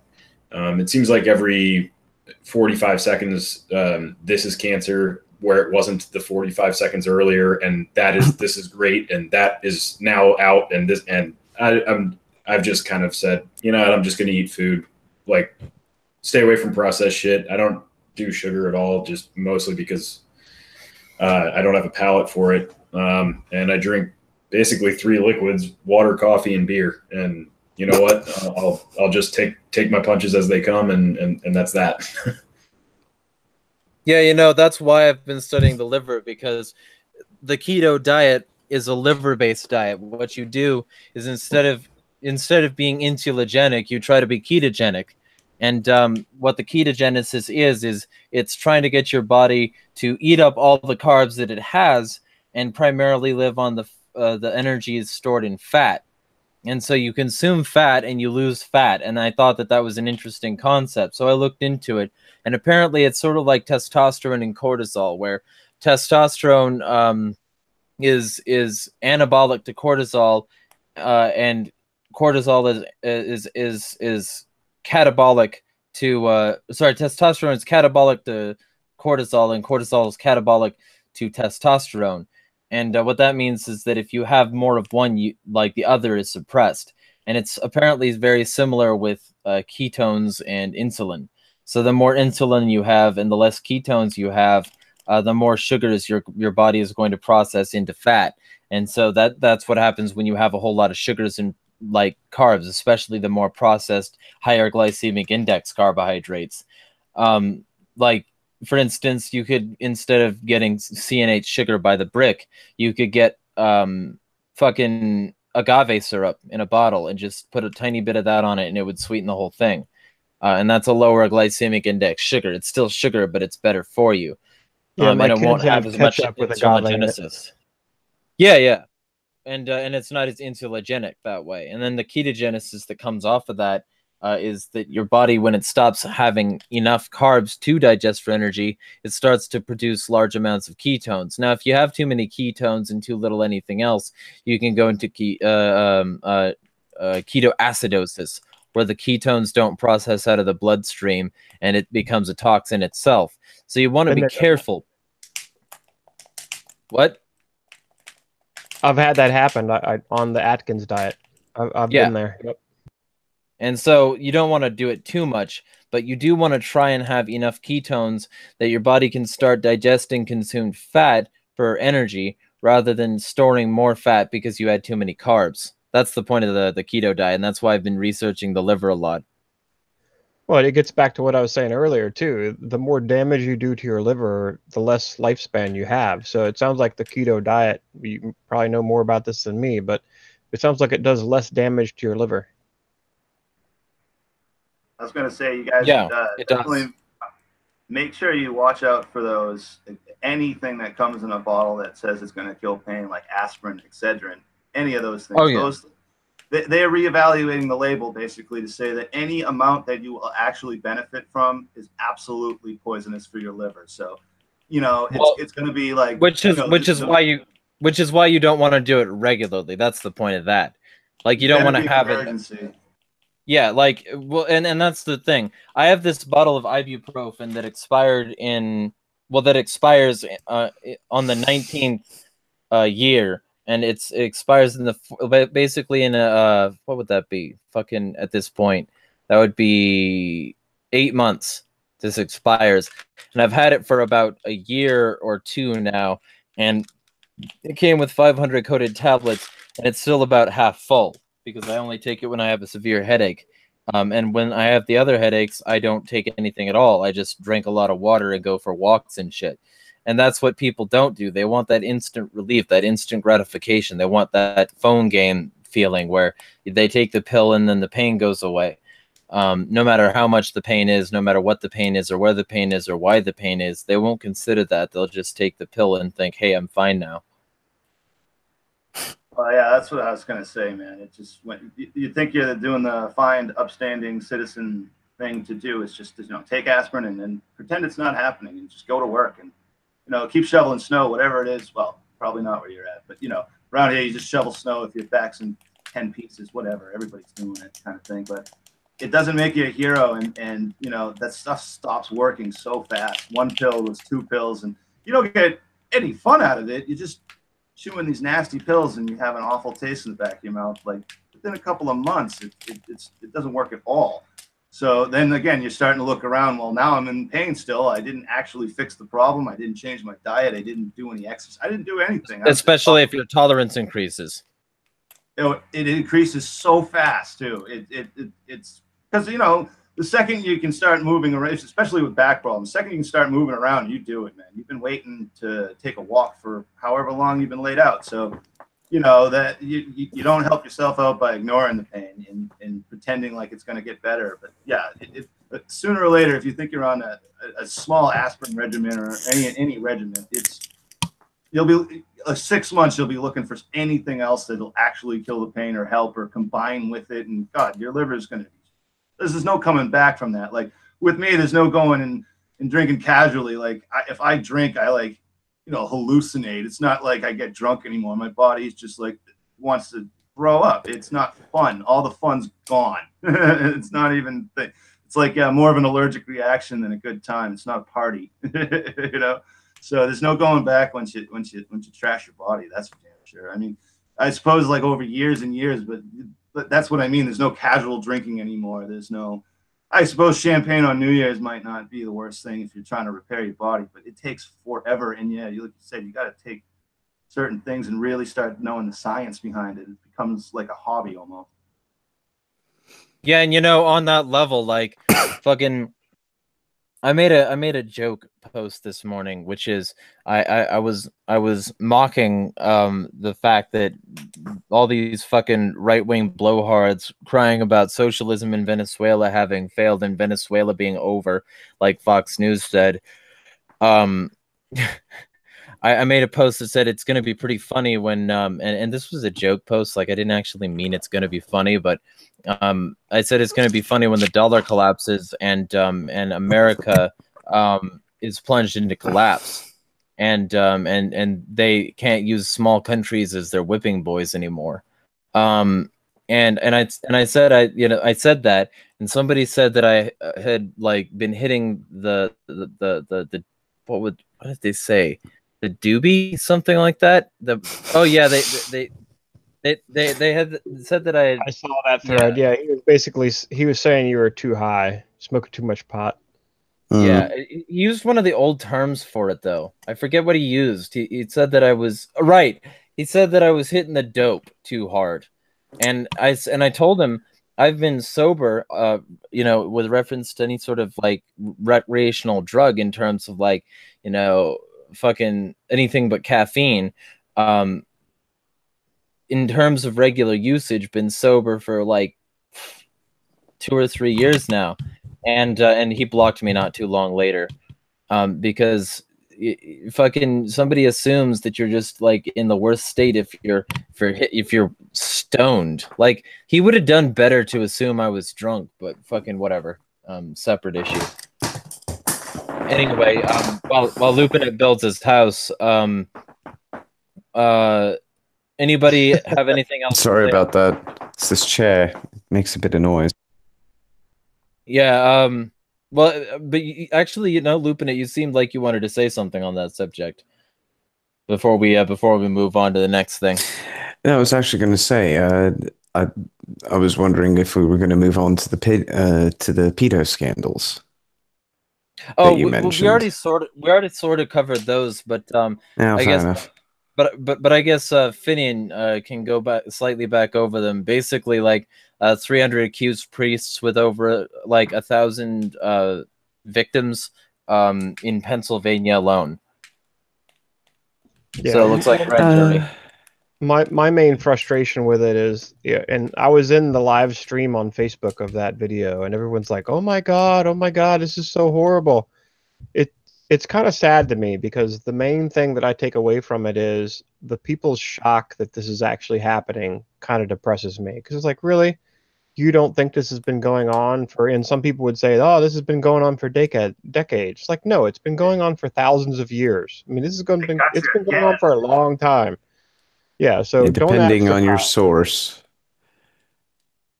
I mean, depending on your source, it's been going on for a few years, hundreds of years, or thousands of years. It really does depend on your condition, as it were, or how far you're willing to believe the rabbit hole goes, as it were. It's a very useful tool as well, the concept of taking advantage of children, because it actually makes it quite easy to, what's the right word for this? Use leverage over somebody. It's a very good way of acquiring leverage in general, because it allows people to control you because you've done something that pretty much most of society would feel is heinous. And it also creates a condition of mutually assured destruction, because not only are you, who, if you're doing an abusive act, going to be liable for that, so is the person who supplied it for you. So is everybody else involved in the situation. So yeah, it's a bit tricky one, really, if you think about it, for anybody who does do it. And that's why it's so lockstep that nobody wants to believe it's true, because it's so risky. Why would anybody do this? Right, and it sort of relates to something somebody said about the Al-Qinda thing. They said that the thing's gone off the rails. No, it's still on the rails. These rails were designed to go there. The train is going exactly to its destination. Very few bumps. Well, unfortunately, I do think that's right. My main reply to the pedo thing, and even listening to the Shapiro's testimony, and basically him explaining how some of these cases went down, is, and I asked my wife the same thing. I was like, where were the parents? Because I feel like, I literally feel like sometimes I'm playing like a video game in a simulation or some bullshit, because literally, where were the parents? Because if my child came to me, I mean, some of the kids were going to the cops saying, hey, this guy tried to rape me, or hey, this guy did this to me. If they're going to the cops, they've probably told their parents. What the fuck were their parents doing? Because I will tell you this right now, if one of my kids comes to me and tells me that something like this has been done to them, I'm not going to the cops. I'm just telling you that right now. These guys won't be alive 30 years later. One of the guys that's involved in this case, he victimized people for over 20 years, and he never even saw the inside of a jail because he died before he could go to jail.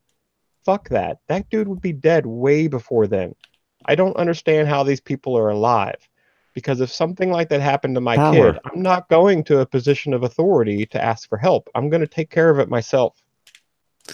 Well, this is the problem, mate. Most people are under the impression that authority works. Authority does what it's supposed to do. It's supposed to do exactly what it says on the tin, as it were.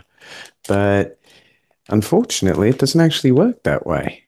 And most people aren't really cognizant of that. They don't want to believe that their systems are geared against them. That's why they pay them all that pretty tax money.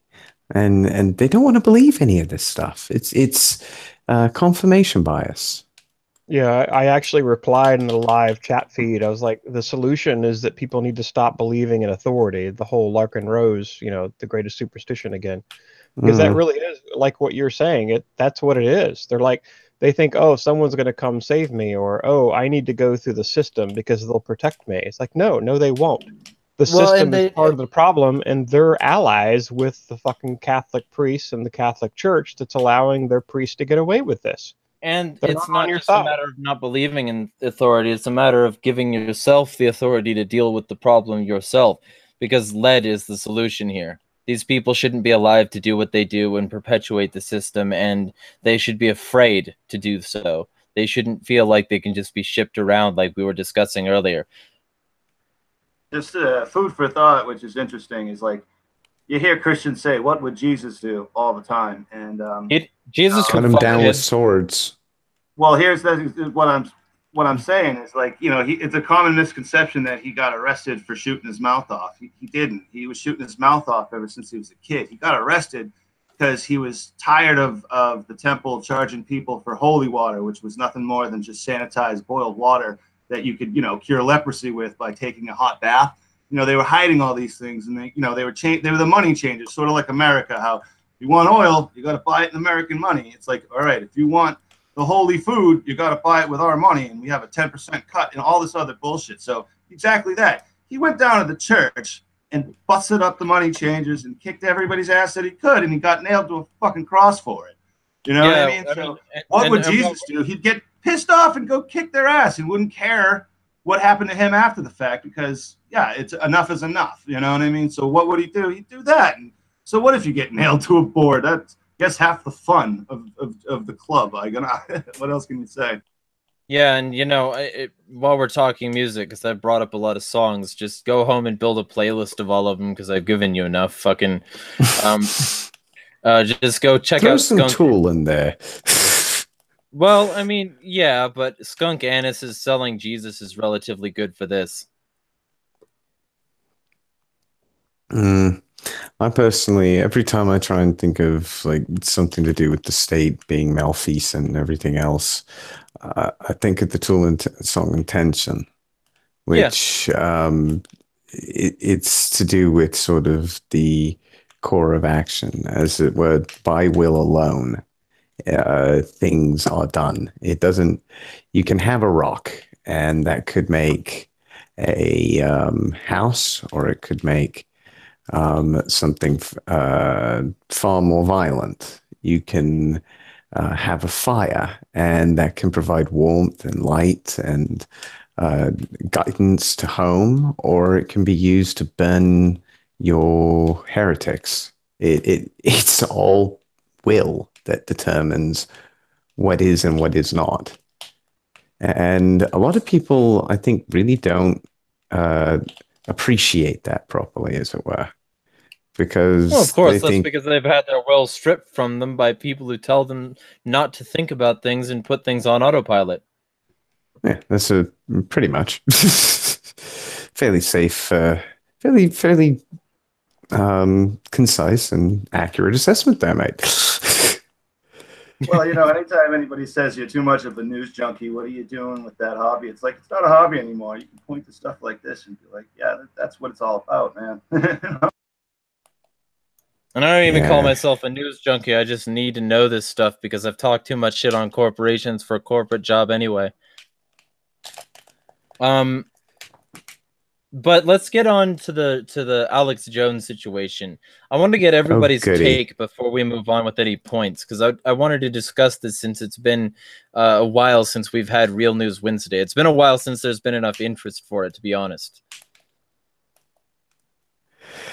Well, Alex Jones, I mean, is he what I mean, I've never really liked his style of reporting. I've always known it's a bit false and hey, you called it reporting. That's nice. Yeah, that's being generous on my part, to be fair. Very generous. We have the printed email, the printed internet article pages. We have the documents. Now, admittedly, I will say that what's the name of his product? What is the name of his product? I can't remember. One? Like one of those health products, the ones that he constantly sells. Well, okay, so there's Brain Force. There's Brain Force, which is a colloidal silver product.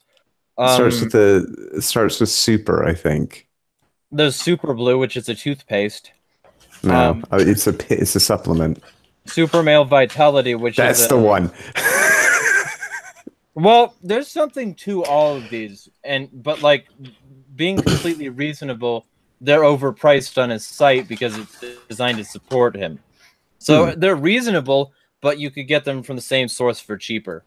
Oh yeah, that was what I was going to say. Is that basically he sells all these incredible products that you can buy elsewhere for a lot less money, and but I basically adds a markup for marketing. Yeah, well, I sell T-shirts that come from Teespring, and those T-shirts are normally worth like $1 to $2 in terms of the actual materials, and I sell these T-shirts for like 15, and I only see 5 of those dollars. So I mean, realistically, everything's a racket to some extent. Still a 30%. You know, I mean, still a 30% margin. Don't knock it. Yeah, the companies, yeah, that's not too shabby. You're doing pretty good there. Well, and I could charge more. They let you decide how much more you want to charge, and the base price for the shirts I sell is like $10.26 plus shipping and handling. Not bad. And so I can decide whatever I want, and I decided to put a flat rate of 5 rounded up, like 15 on all of them. And so I'll put it like essentially I make an average of $5 on purchases with like give and take here and there. So I'm not going to knock the idea of having marked up products. Like he does what I do. I'm not going to say that that's bad because I do it, and I'm not going to be a hypocrite. But I will say that it is amusing that people don't just go and buy their colloidal silver drops from the people who make it. You know, the ink stamps are the same way. I finally found a supplier that will give it to me for around $9.60, and the plan is to sell it for a little under $30. And I think it's worth it because anybody that wants one of those, you know, they can't get it anywhere else, and it's worth it. I would gladly voluntarily purchase one of those because it basically lasts forever, and it does exactly what I wanted to do. And it's by the way, for anybody who's curious, we're about to start selling this stamp that is that's a stamp that says "Taxation is extortion," and it's a parody of the Stamp Act, or that one, Stamp. The British tax stamp they required people to have on all paper products, basically, and it was, you know, it actually had a crown in it, and Jeremiah redesigned it, and the crown's upside down, and instead of the original verbiage that's on it, it says that taxation is extortion, self-ownership, and the top of it is liberty. So it's a way better message, and it's the perfect stamp to use for like receipts and stuff like that to send a message. Yeah, so I'm gonna be finishing that design tonight, and we're gonna basically start shipping them very, very soon. So anyway, that's a separate subject. That's a way you should absolutely never use these to deface any money, any public buildings or property, anything like that. You know, never do that. Anyway, certainly not fiat. Yeah, no, because that's illegal. But so I guess then, what's your vision on this car? The Alex Jones situation. Yeah, actually, I'm quite interested to know what you have to say on Alex Jones, because I think Sherman Antitrust Act could be applied here. Was that directed at me, Jeremiah? Yeah. I wanted to know what you thought of the Alex Jones censorship situation. Yeah, man, it's you know, I guess just to run back, like, you know, obviously it's a private company, blah, blah, blah, but how private are they really at this point? It's pretty shitty. It's interesting. You know, I got introduced to Alex Jones back when he was coming on Coast to Coast back in the late 90s and early 2000s. So I have fond memories of Alex Jones, even as outrageous of a character as he is now. I do have fond memories of the guy. And I think I said this on my podcast, but I feel a little bit, my relationship with Alex Jones is, if you've seen the end of Shaun of the Dead, when his friend turns into a zombie and he keeps him chained up at the video game console, and he turned into a zombie, but he still wants to hang out with him. Like, I feel like that's my relationship with Alex Jones. Keep him at arm's length, but there's still something there that I can't help but like. But I just consider him a serious Francophile. I mean, he's really concerned about turning all the frogs gay. He really is concerned about this. I can't. And bully to him. Yeah, the French I need support. Putting a smile on my face, like it always puts a smile on my face. It's not always for great reasons, but it's just outrageous. He's insane, and I love it. He's only suspended for a week, right? Is that the deal? I don't know what the final deal was, but the fact that every single platform deplatformed him in basically the same day, that on its own is suspicious. Doesn't do it justice. Well, I mean, but to do it justice in a very specific way, not every platform deplatformed him. He's still, as on far Twitter. as I'm aware, he's still on Twitter. He's still on his website, which is hosted. He's still on he's on BitChute now, which is skyrocketed in use since he went there. Yeah. But okay, let's put it this way. The mainstream platforms. Except Twitter. And by extension, Periscope. Well, Twitter just suspended him. I mean, I think he's coming back in like a few days. Wait, why did Twitter suspend him? Probably hate speech. I don't know, but he was tweeting up a storm about it earlier, or like his like other InfoWars people were tweeting up a fucking storm about it earlier. All the cool kids were doing it, man. You can't just be the one dude in the room that's not banning Jones. It wouldn't be right. They have to keep up their reputation. I'm telling you, Jack said he wants to, but he can't find an example of breach of terms of service. Unlike the other people who wouldn't bring up examples of breach of terms of service and just threw it out there anyway. But I wanted to they brought it up as the reason. They just couldn't find any proof. But that's what they're saying. Twitter can't find examples. The other people claimed that they did, but they didn't actually prove it.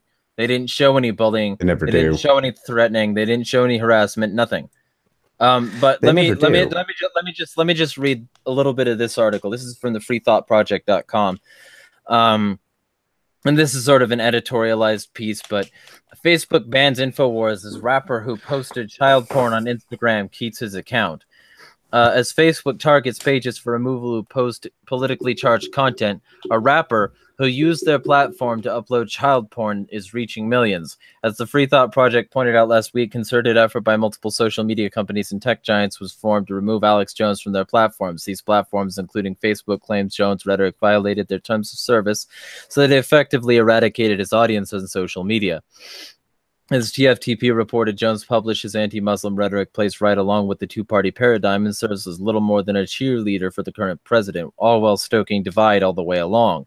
His words are often hateful and sometimes spread outrageous conspiracy theories. While Jones may distribute a ton of questionable content, he's never posted anything illegal, and he's never posted videos of child porn to any of his platforms. What does child porn have to do with Alex Jones, you ask? Well, nothing really, unless we compare Jones getting banned for his entirely legal political speech, while others have posted literal child porn to social media and maintain their accounts.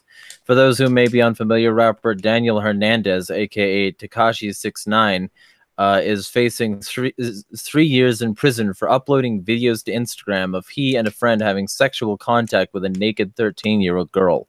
This 22-year-old rapper who's just released a single featuring Nicki Minaj pleaded guilty to the use of a child in a sexual performance after he uploaded the videos. There's more in this thing, but that's basically the gist of it. And so it's just another long list. Like Alex Jones was banned for his political speech, where he oftentimes exposes pedophilia in the elites. Whereas Tekashi, who was he does. Whereas I know, but there's I want to bring up on that. Whereas Tekashi specifically is one of those pedophiles, and he gets his platform still. And this ties in nicely to this channel, because anybody who's been following me for a while remembers the Twitter side interview where I discussed with a woman who was banned for trying to expose pedophiles. She sent a message to Jack saying, "Hey, there's a couple making out and there's a kid in between them. This seems like it's directed at a specific audience, and maybe it shouldn't be on here." And like not too long later, she was gone. And so there was a big stink about it, and her account was reinstated once they found out they, specifically didn't know their shit. But in terms of like protecting one while persecuting another, they seem to be like, all these institutions seems to be really buddy with people who do really sick shit, unlike Jones, who victimized nobody, just made a few people somewhat upset, who got kicked off his platform because of that. So it was interesting, the dichotomy there, and I wanted to get y'all's like feedback on that. There's one thing with regards to Jones and the pedophile scandals and whatnot that had been bandying about. Part of the reason why Pizzagate died on its ass the way that it did is InfoWars's methodology of reporting it to some extent. There was a lot of... He basically wound up having to apologize, if I'm not mistaken, to Elefantis for some of the comments that he wound up making. And that delegitimized a lot of the investigation and caused the debunking, as they called it. Now, whether or not it was actually debunked is something that I'm happy to discuss, but I'm of the mind that there's a lot of, shall we say, there's a very bad smell in DC. And the sooner somebody comes in and cleans up the streets, as it were, the better. And Jones did not assist in that process, unfortunately, in this instance.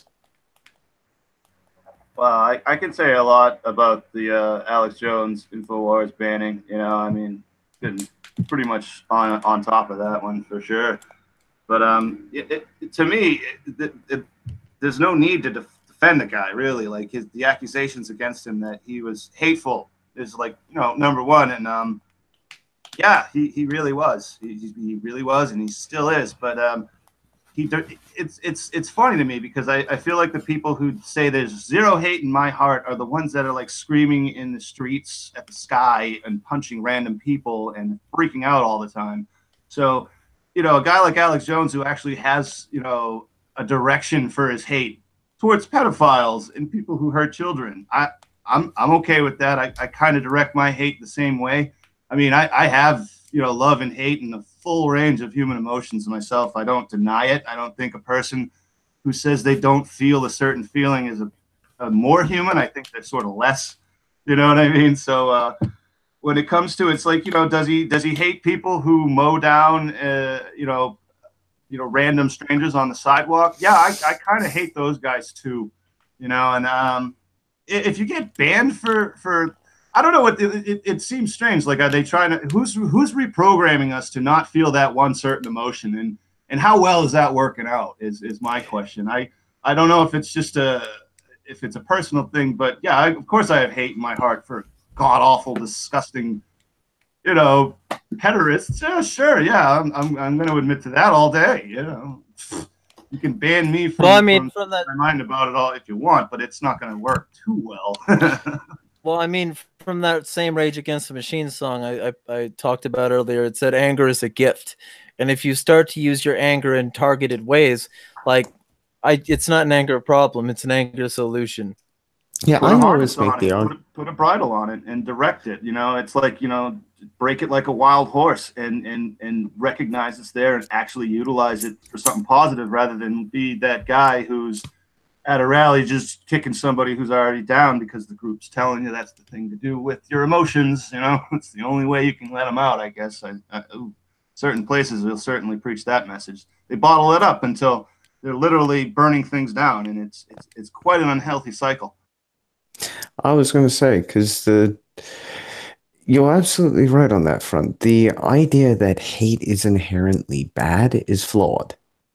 Immensely so. Hate is an emotion. It is not inherently good. It is not inherently bad.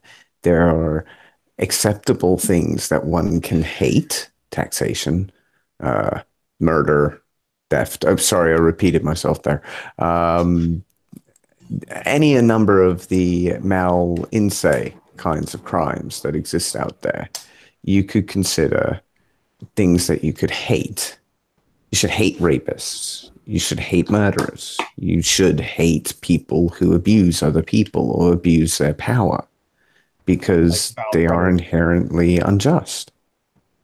people who hurt It's as kids simple as and that. everybody, they deserve to be the target of ostracization. You know, we have to direct it towards them because, you know, society gets real, like that's what we were talking about earlier. If you don't direct your hate at those priests that are hurting your kids, what are you doing with it? Where is it going? You know, how healthy are you? Like, what is in your life that says you shouldn't direct your hate towards the person who is hurting your kids? And you know, but I mean, I got an actually pretty interesting story with Alex Jones, like a personal one that if you guys are interested in hearing it, you know.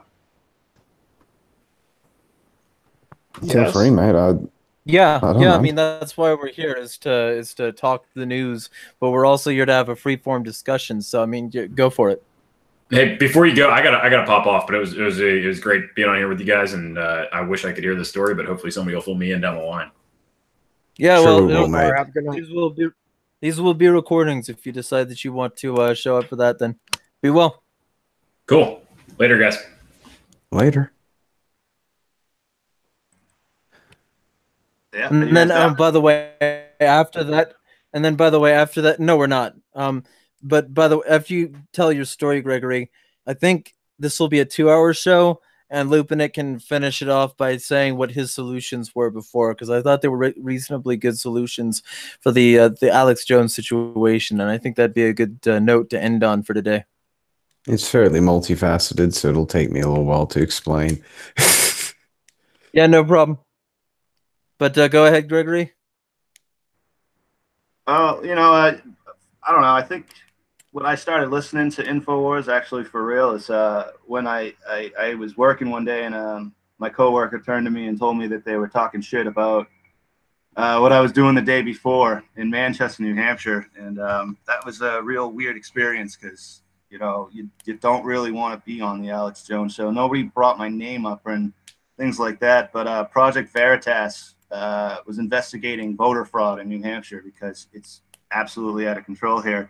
And I was one of the moderators. I got elected by the neighborhood to run the polling station. So I was one of the people that he filmed undercover and then gave all the stuff to Alex Jones. And that's who broke it and got all that stuff out. And it's the same guy that did it to Planned Parenthood. And recently he's been going after news outlets. And I don't hold any ill will because, you know, prior to them, like, you know, luckily not by name, but by title, they were literally talking about me. I actually had to listen to him.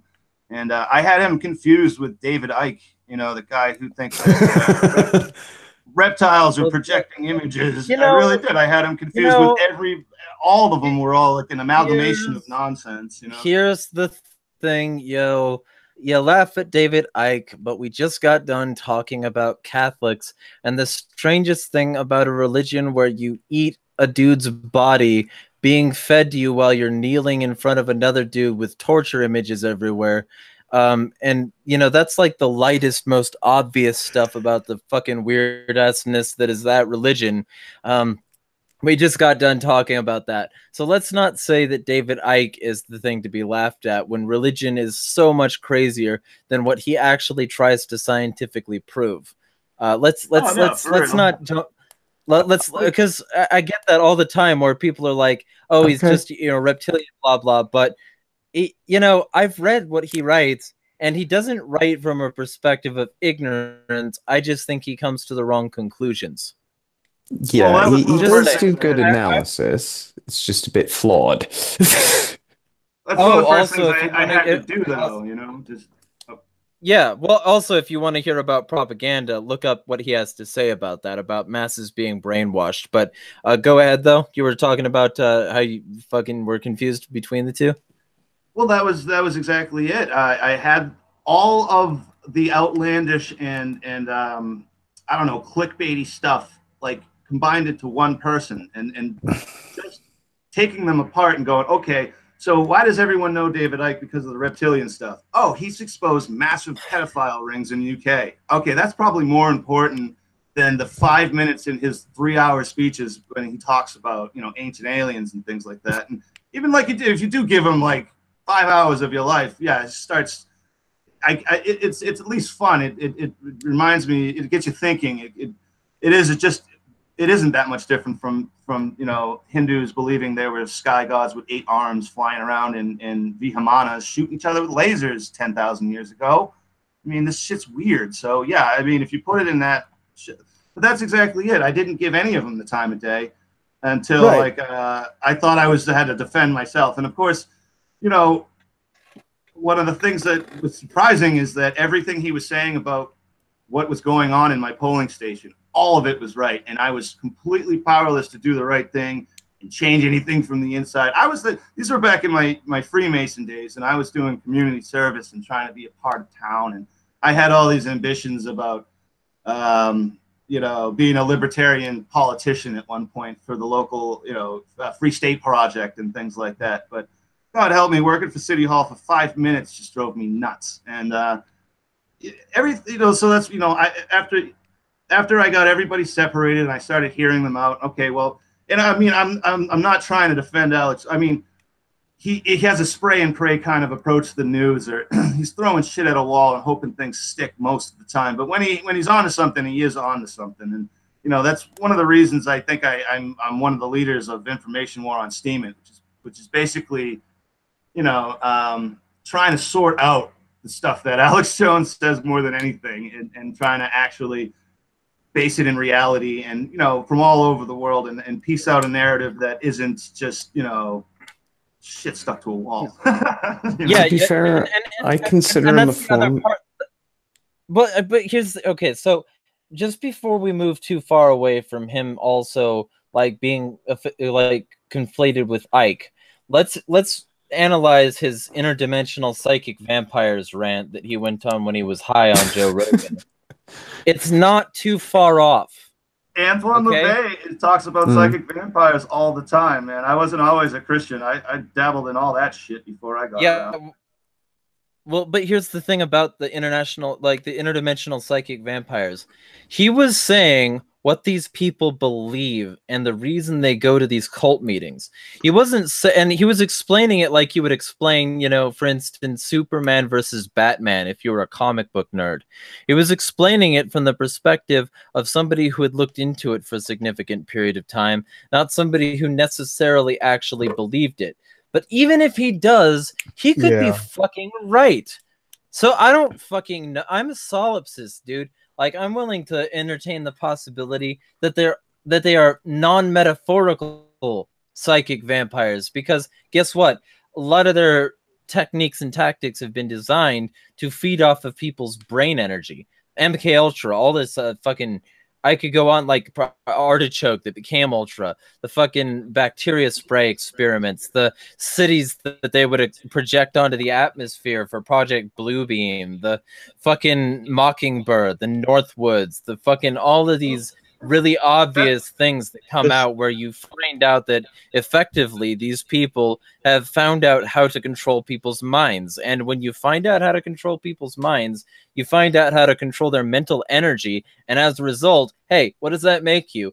It makes you a psychic vampire, even if it's just metaphorical. The fact that this might be connected to the occult and maybe some ancient energy that I'm unaware of because I'm a cynical asshole, that's something I'm open to. It gets into the adrenochrome thing again, because the whole vampire thing is related to drinking blood, and the way you consume that drug is adrenalized or adrenaline-filled drug, and the way you do that is by killing somebody with terror, or somebody that is terrorized when they're killed. So it's not actually a conspiracy. It's a legitimate thing. You've seen movie and media and stuff hint at it, but it's legitimate, and whether people think it's happening or not, it's actually happening. This is the one thing. I think it's happening. So, before we go into this, one of the solutions to Alex Jones and the censorship of the internet, there is one thing to be aware of, and that's the concept of controlled opposition. And I do wonder if Jones is a player in that, simply because he does. Possibly. It's 95% of the time he's reporting something valid, and then every now and again he throws in something a bit mental, which that's the normal model. It's like Glenn Beck. Glenn Beck did the same thing. It was 85% was truth, and then 15% is the lie that they're trying to program you with. Yeah. Right, and that's why he's And into Bitcoin now, because it's something that slides really nicely in with the crowd that he was building of, sort of like 30 to 70-year-old people who are concerned about collapse but also believe in Jesus. So, but go ahead. But yeah, it's that concept. I wonder if he is controlled opposition for some group, and a similar thing for Ike to some extent. I think although for him, I think it's more defamation because as I said, he doesn't always go on about the bloody reptiles. He just mentioned it a few times, and that's now what he's known for, is reptile people control the world. And because it's part of the discredit doctrine of Bernaysian psychology and manipulation from propaganda perspective. I thought it was more icky than Jones. Oh, it is. That's what I was saying. David Icke. It's Ike, by the way. It's not icky. But anyway, although some of his ideas are icky. But okay, so I want to close up this particular segment because I want to be done by 8:30 Eastern. Because I think that we could drive this topic into the ground, and honestly, probably. I know too much about this, so I want to go on for 4 more hours specifically, and I don't think y'all are down for that. So let's talk about this, like the conspiracy stuff, maybe on a special broadcast on Friday if that works for any of you. But I'm all about it. I'll show but up. Because there are so many. Because there are so many conspiracies that we could discuss, but let's get into the solutions that Lupin had brought up. Because he brought it up on a new news show that we've been doing every weekday morning called Bad Morning News. Everybody should tune in. The typical time frame is 11 a.m. Eastern, but it might be 12 p.m. Eastern on Mondays for the next 2 or 3 times because I've got some stuff that I need to take care of every Monday. But essentially, he brought up a few solutions possibly for Alex, and I think that those would be valuable to bring up. So I'm going to bring these up as in terms of what we are capable of doing now in the very near future. And there are 2 major avenues that could be pursued. One is via the state, which is using the existing laws that we have today to actually call up the entities that are doing all the censorship. So the primary ones being mainstream media, and the secondary ones being the tech networks. And the reason why I mention this is there's a very understood law called the Sherman Antitrust Act. And it basically defines the only form of political collusion that exists in the village. And it's not really, it's more tied to finances. If companies are trying to position other companies out of the market, or you can argue that they are, either via another set of networks or their own, they have formed a cartel. And cartels can be tried under RICO charges. So all those Q conspiracies may be related to a very large RICO lawsuit involving a number of offenses, including antitrust lawsuits. But regardless, it's something that's worth exploring in any event, simply because of what it is. It definitely is something that one could consider to be an act of mass collusion between several different sets of companies. And as such, it needs addressing, and badly. And the other solution is much more, I think, is much more doable from a market perspective. And that's decentralization of the internet. Because the main problem we have right now is everything is centralized. You've got Google for search, advertising, and as actually the 5th largest social network on the internet right now, which is something I was quite surprised to see. Then you have Facebook, which is basically the Pareto monopoly for social networks in general, and Twitter, which is more for instant news, and it has a paradigm monopoly on that service. Now, there's always the obvious pick another service provider and get it that way. But all of the ones that are out there, with the exception of a very rare few, are not necessarily good enough or aren't decentralized enough to really qualify. There's still networks that have a single owner or a single company behind them. Now, there are people out there who are developing what's known as Web 3.0, or as I just like to think of it as decentralized internet. So imagine, if you will, any file that you ever wanted to access on the internet. As soon as you access it, you get all the bits exactly that you want. You don't get more than that. You don't get less. You only get it if you ask for it and if you know the public key for that data. So the only way data can get out into the world is if it's shared using that public key.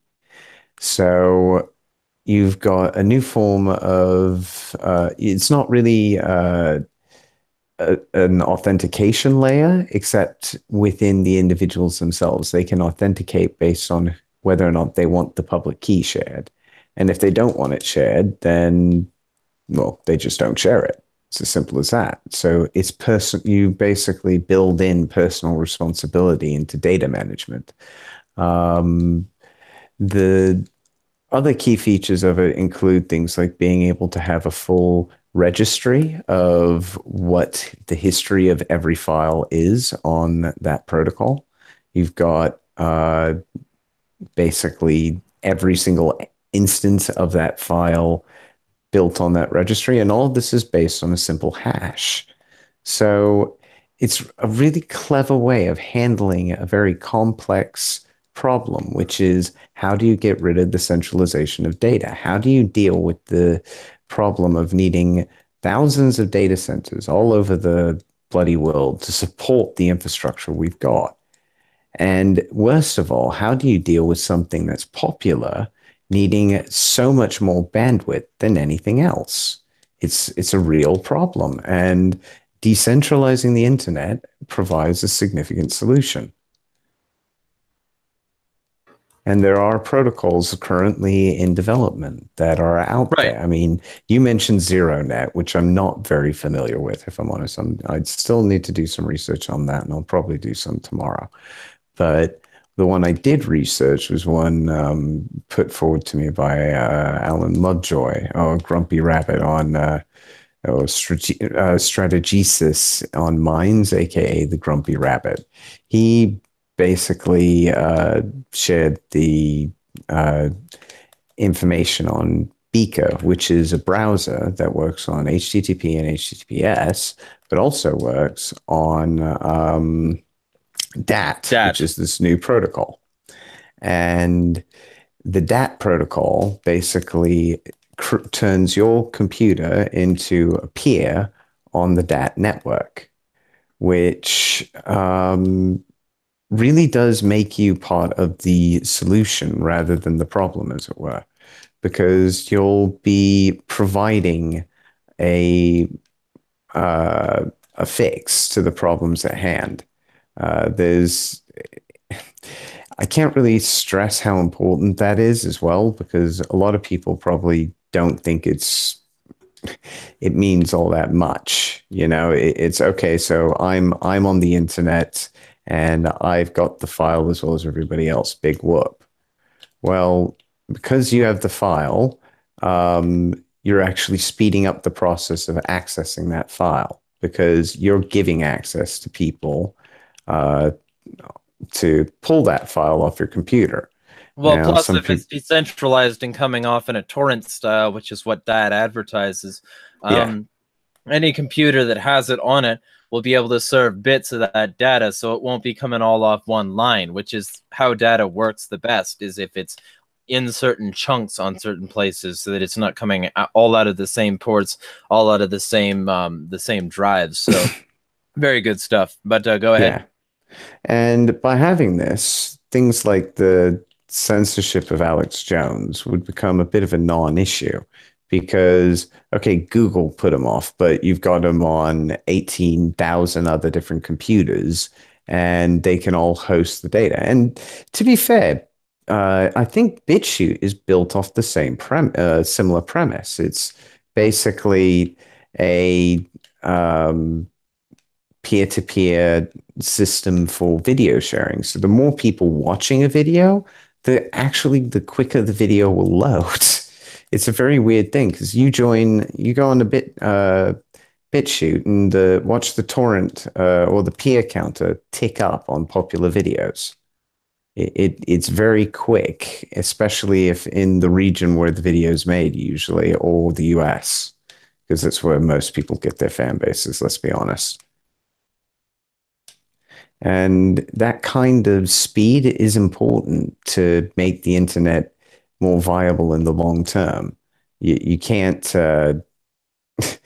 you can't have a continuing to grow a system continuing to grow if you're continuously throttled by a core part of the infrastructure, which is what the centralized internet is, unfortunately. Its core is built on a framework which requires bottlenecks. And there's no reason for that apart from how we manage data if we manage it in a centralized way. If you manage it in a decentralized way, it's a lot more straightforward. A lot more.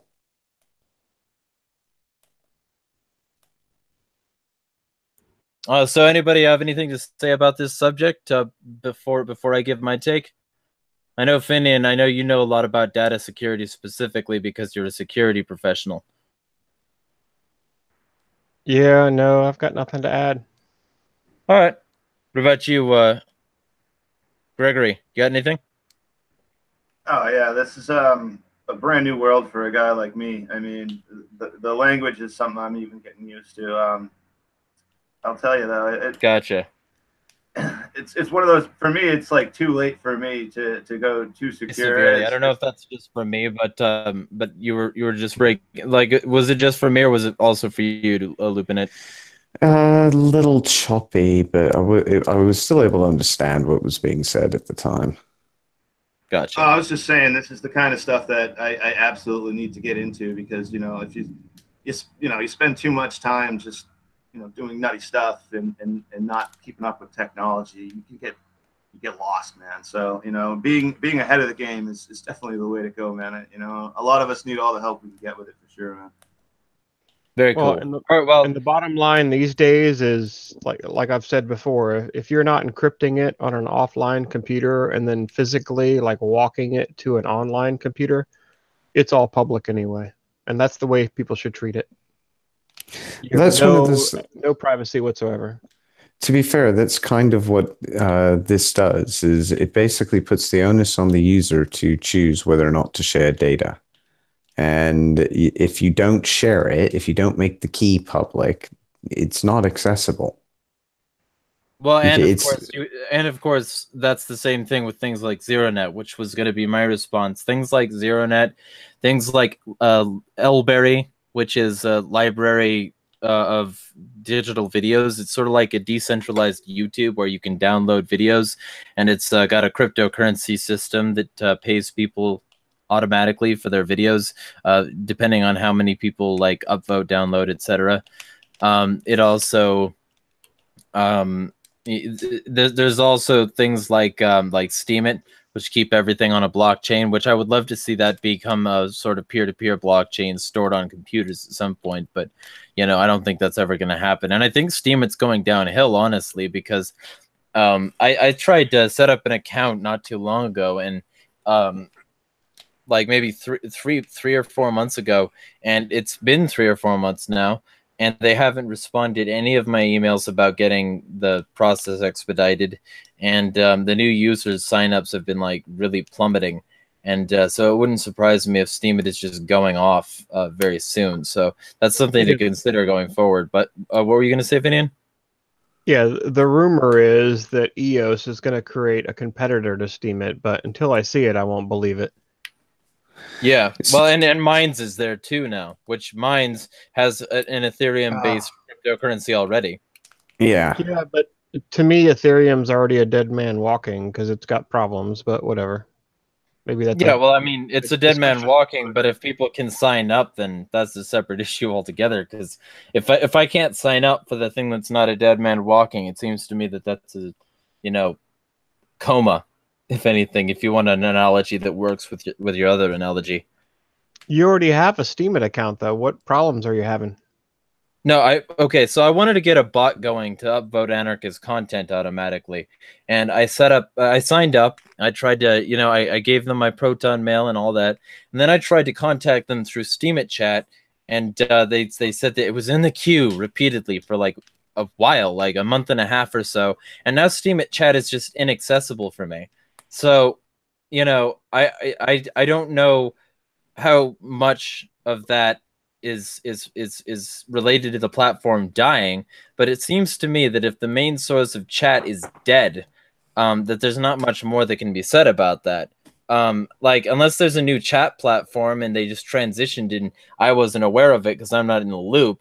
But I tried to go back to talk to the admins again like a month ago, and the entire chat website was down. The place where you were supposed to be able to go for help didn't help me for a month and a half, and then it went down. And I've heard so many people with horror stories about not being able to sign up. Like I tried to get my friend on Steemit not too long ago, maybe 2 months ago, and he still hasn't gotten his response email. So it seems to me that the site is fucking stagnating, and that maybe all the people who said that it was a pyramid scam were right. The problem I have with Steemit is its bandwidth. It doesn't have any. You have to basically practically pay just to post half the time in my case. So you can get like 1 or 2 out with like minimal power if you're doing it at certain times a day.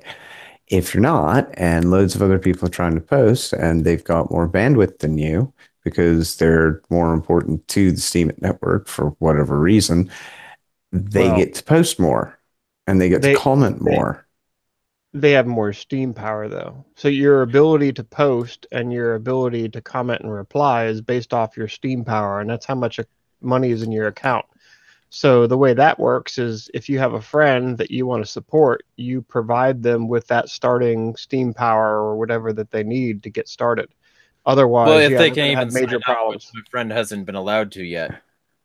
Yeah, that's a whole separate issue. Like the account creation process is like manual at this point. It's a nightmare. There's no way to automate it. And basically, if your request to create an account goes over, it's like 7 days, I think, then you can go into the steemit.chat. That's the actual website. And the theory is you're supposed to be able to get help. But even then, you don't get help. That's correct. I think they're outmanned basically. They've got 2 guys watching that channel in Steemit chat, and I've offered to give them help, and they don't want to invite other people. How long has it been since you tried to get on Steemit chat? Because I even tried opening in a private window to see if it was just an issue with cookies or whatever, and it's just not loading. So how long has it been since you've been on there? I go there every day. It worked just fine for me today. And we're still at steemit.chat, right? Yes, yep. That's exceedingly fucking weird. I'll try it again today. Anyway. Maybe try it in a different browser. Yeah, that's what I'm gonna do. I have it's fucking everything is frustrating. Anyway, fucking there are ways to decentralize. I know we're not making it sound very bright and cheery, but you know what? It's a new technology, and it's going to take time to meet itself out to be more than the AOL version of all of these things. It's going to move past the stage where it's making the sounds when it logs on. That's all I'm saying. Yeah, I mean, at the moment, this is at like the bleeding edge of technology. This isn't even cutting edge. Doesn't even do it justice. That's how far down the rabbit hole this one is. So, yeah, it's going to take time. I'd say we've got a good 3 years at least to wait until we'll see something like of merit come out of all of these things. Well, no, I mean, we just got like 2 or 3 because we're going to have all these smart cities come out with all of their blockchain-based EIDs, and then those are going to be forced on everyone. So the social experiment's going to have plenty of room to test what they need to test. They just need to make sure that it's forced on the average person so that they can test it willingly or not, and not designed at all for what they were originally intending it to be. That's what they've got to do. They've got to betray the trust of the citizens that are under them, just like they've always done. Then it'll be fine. Everything will be great. With it is one of the but things Web 3.0 isn't about that, though, mate. Remember that. It's not about that, but that doesn't mean it can't be what it is. True. What's exciting about what Web 3.0 sounds like is you get more control over your data. And in my opinion, when everybody's wired up and using a shitload of electricity, especially in urban areas, like even the information itself is a commodity. The data that you're creating and trading is something that can be monetized in its own right. But it goes back to how much electricity costs in your area and how much business bigger companies are going to be willing to do with people. And to stay ahead of that is important, because you don't want to be like the Facebook crowd who just completely gives away all their shit they could be charging for, I guess for attention or whatever. When the new commodities come in, it's probably not going to be bananas. It's going to be data, and so keeping ahead is absolutely crucial. I think it's going to be bullets, but that's me. I think this whole thing is going to go up in flames.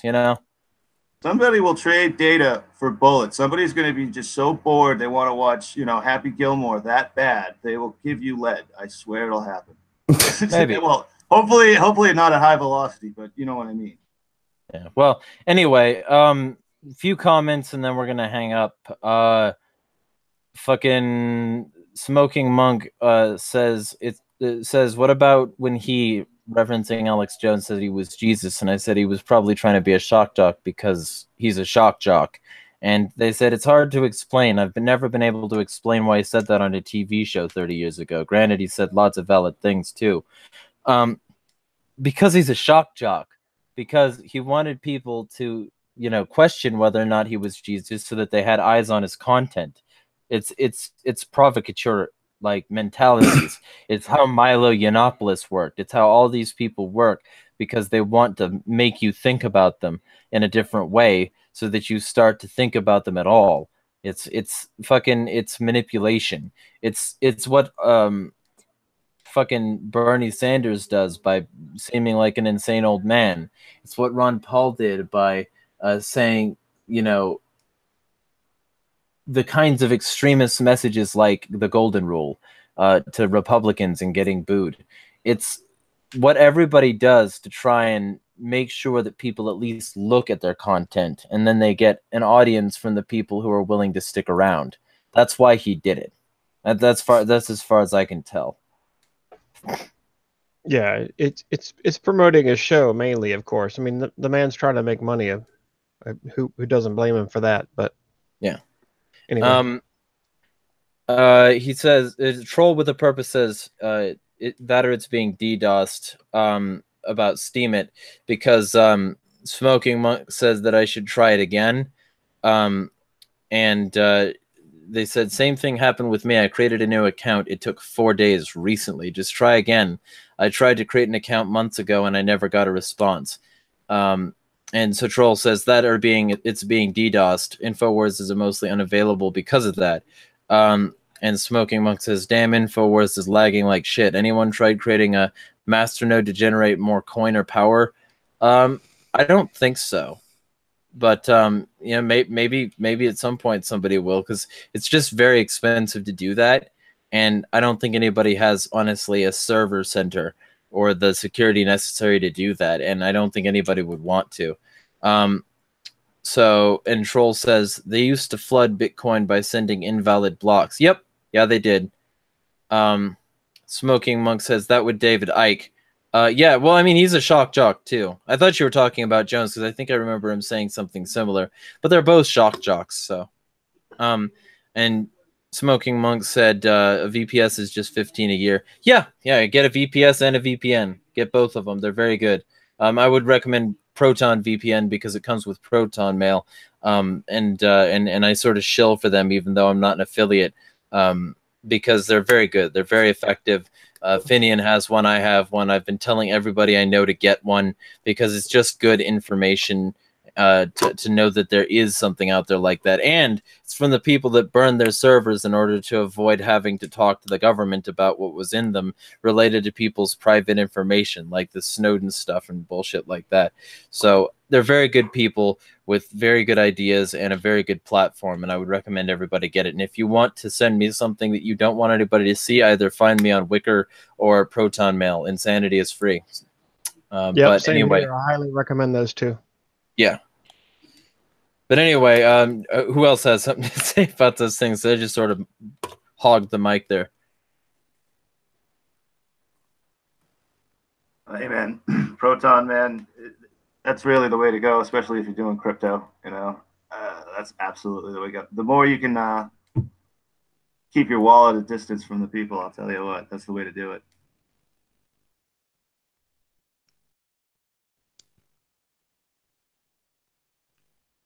All right, so if Lupinit has nothing to say on this subject, then I Not say, anymore. were you going to say something similar? No, well, pretty much. I mean, Proton Mail's an excellent system. Pretty much anybody I know in security or tech thinks it's a good one to have. Yeah, definitely. Yeah, I wouldn't recommend using it for anything that would normally put you in prison because it's still open text. But well, I would I do never recommend recommend anything illegal. But No. you know, same time as saying I Obviously. would never recommend anything illegal. Absolutely don't use that for anything illegal. Don't ever rebel against the government. Don't smash the state, and don't fuck the system. This has been Real News Wednesday. Shall see you all next Wednesday and also tomorrow morning at 11 a.m. Eastern. Be there or be a 5-sided square, because those are possible on reverse spheres, apparently. Good night, guys. I look forward to tomorrow's morning bad news. Yeah. Hey, it was fun having me, man. I appreciate it. Yeah. Be well.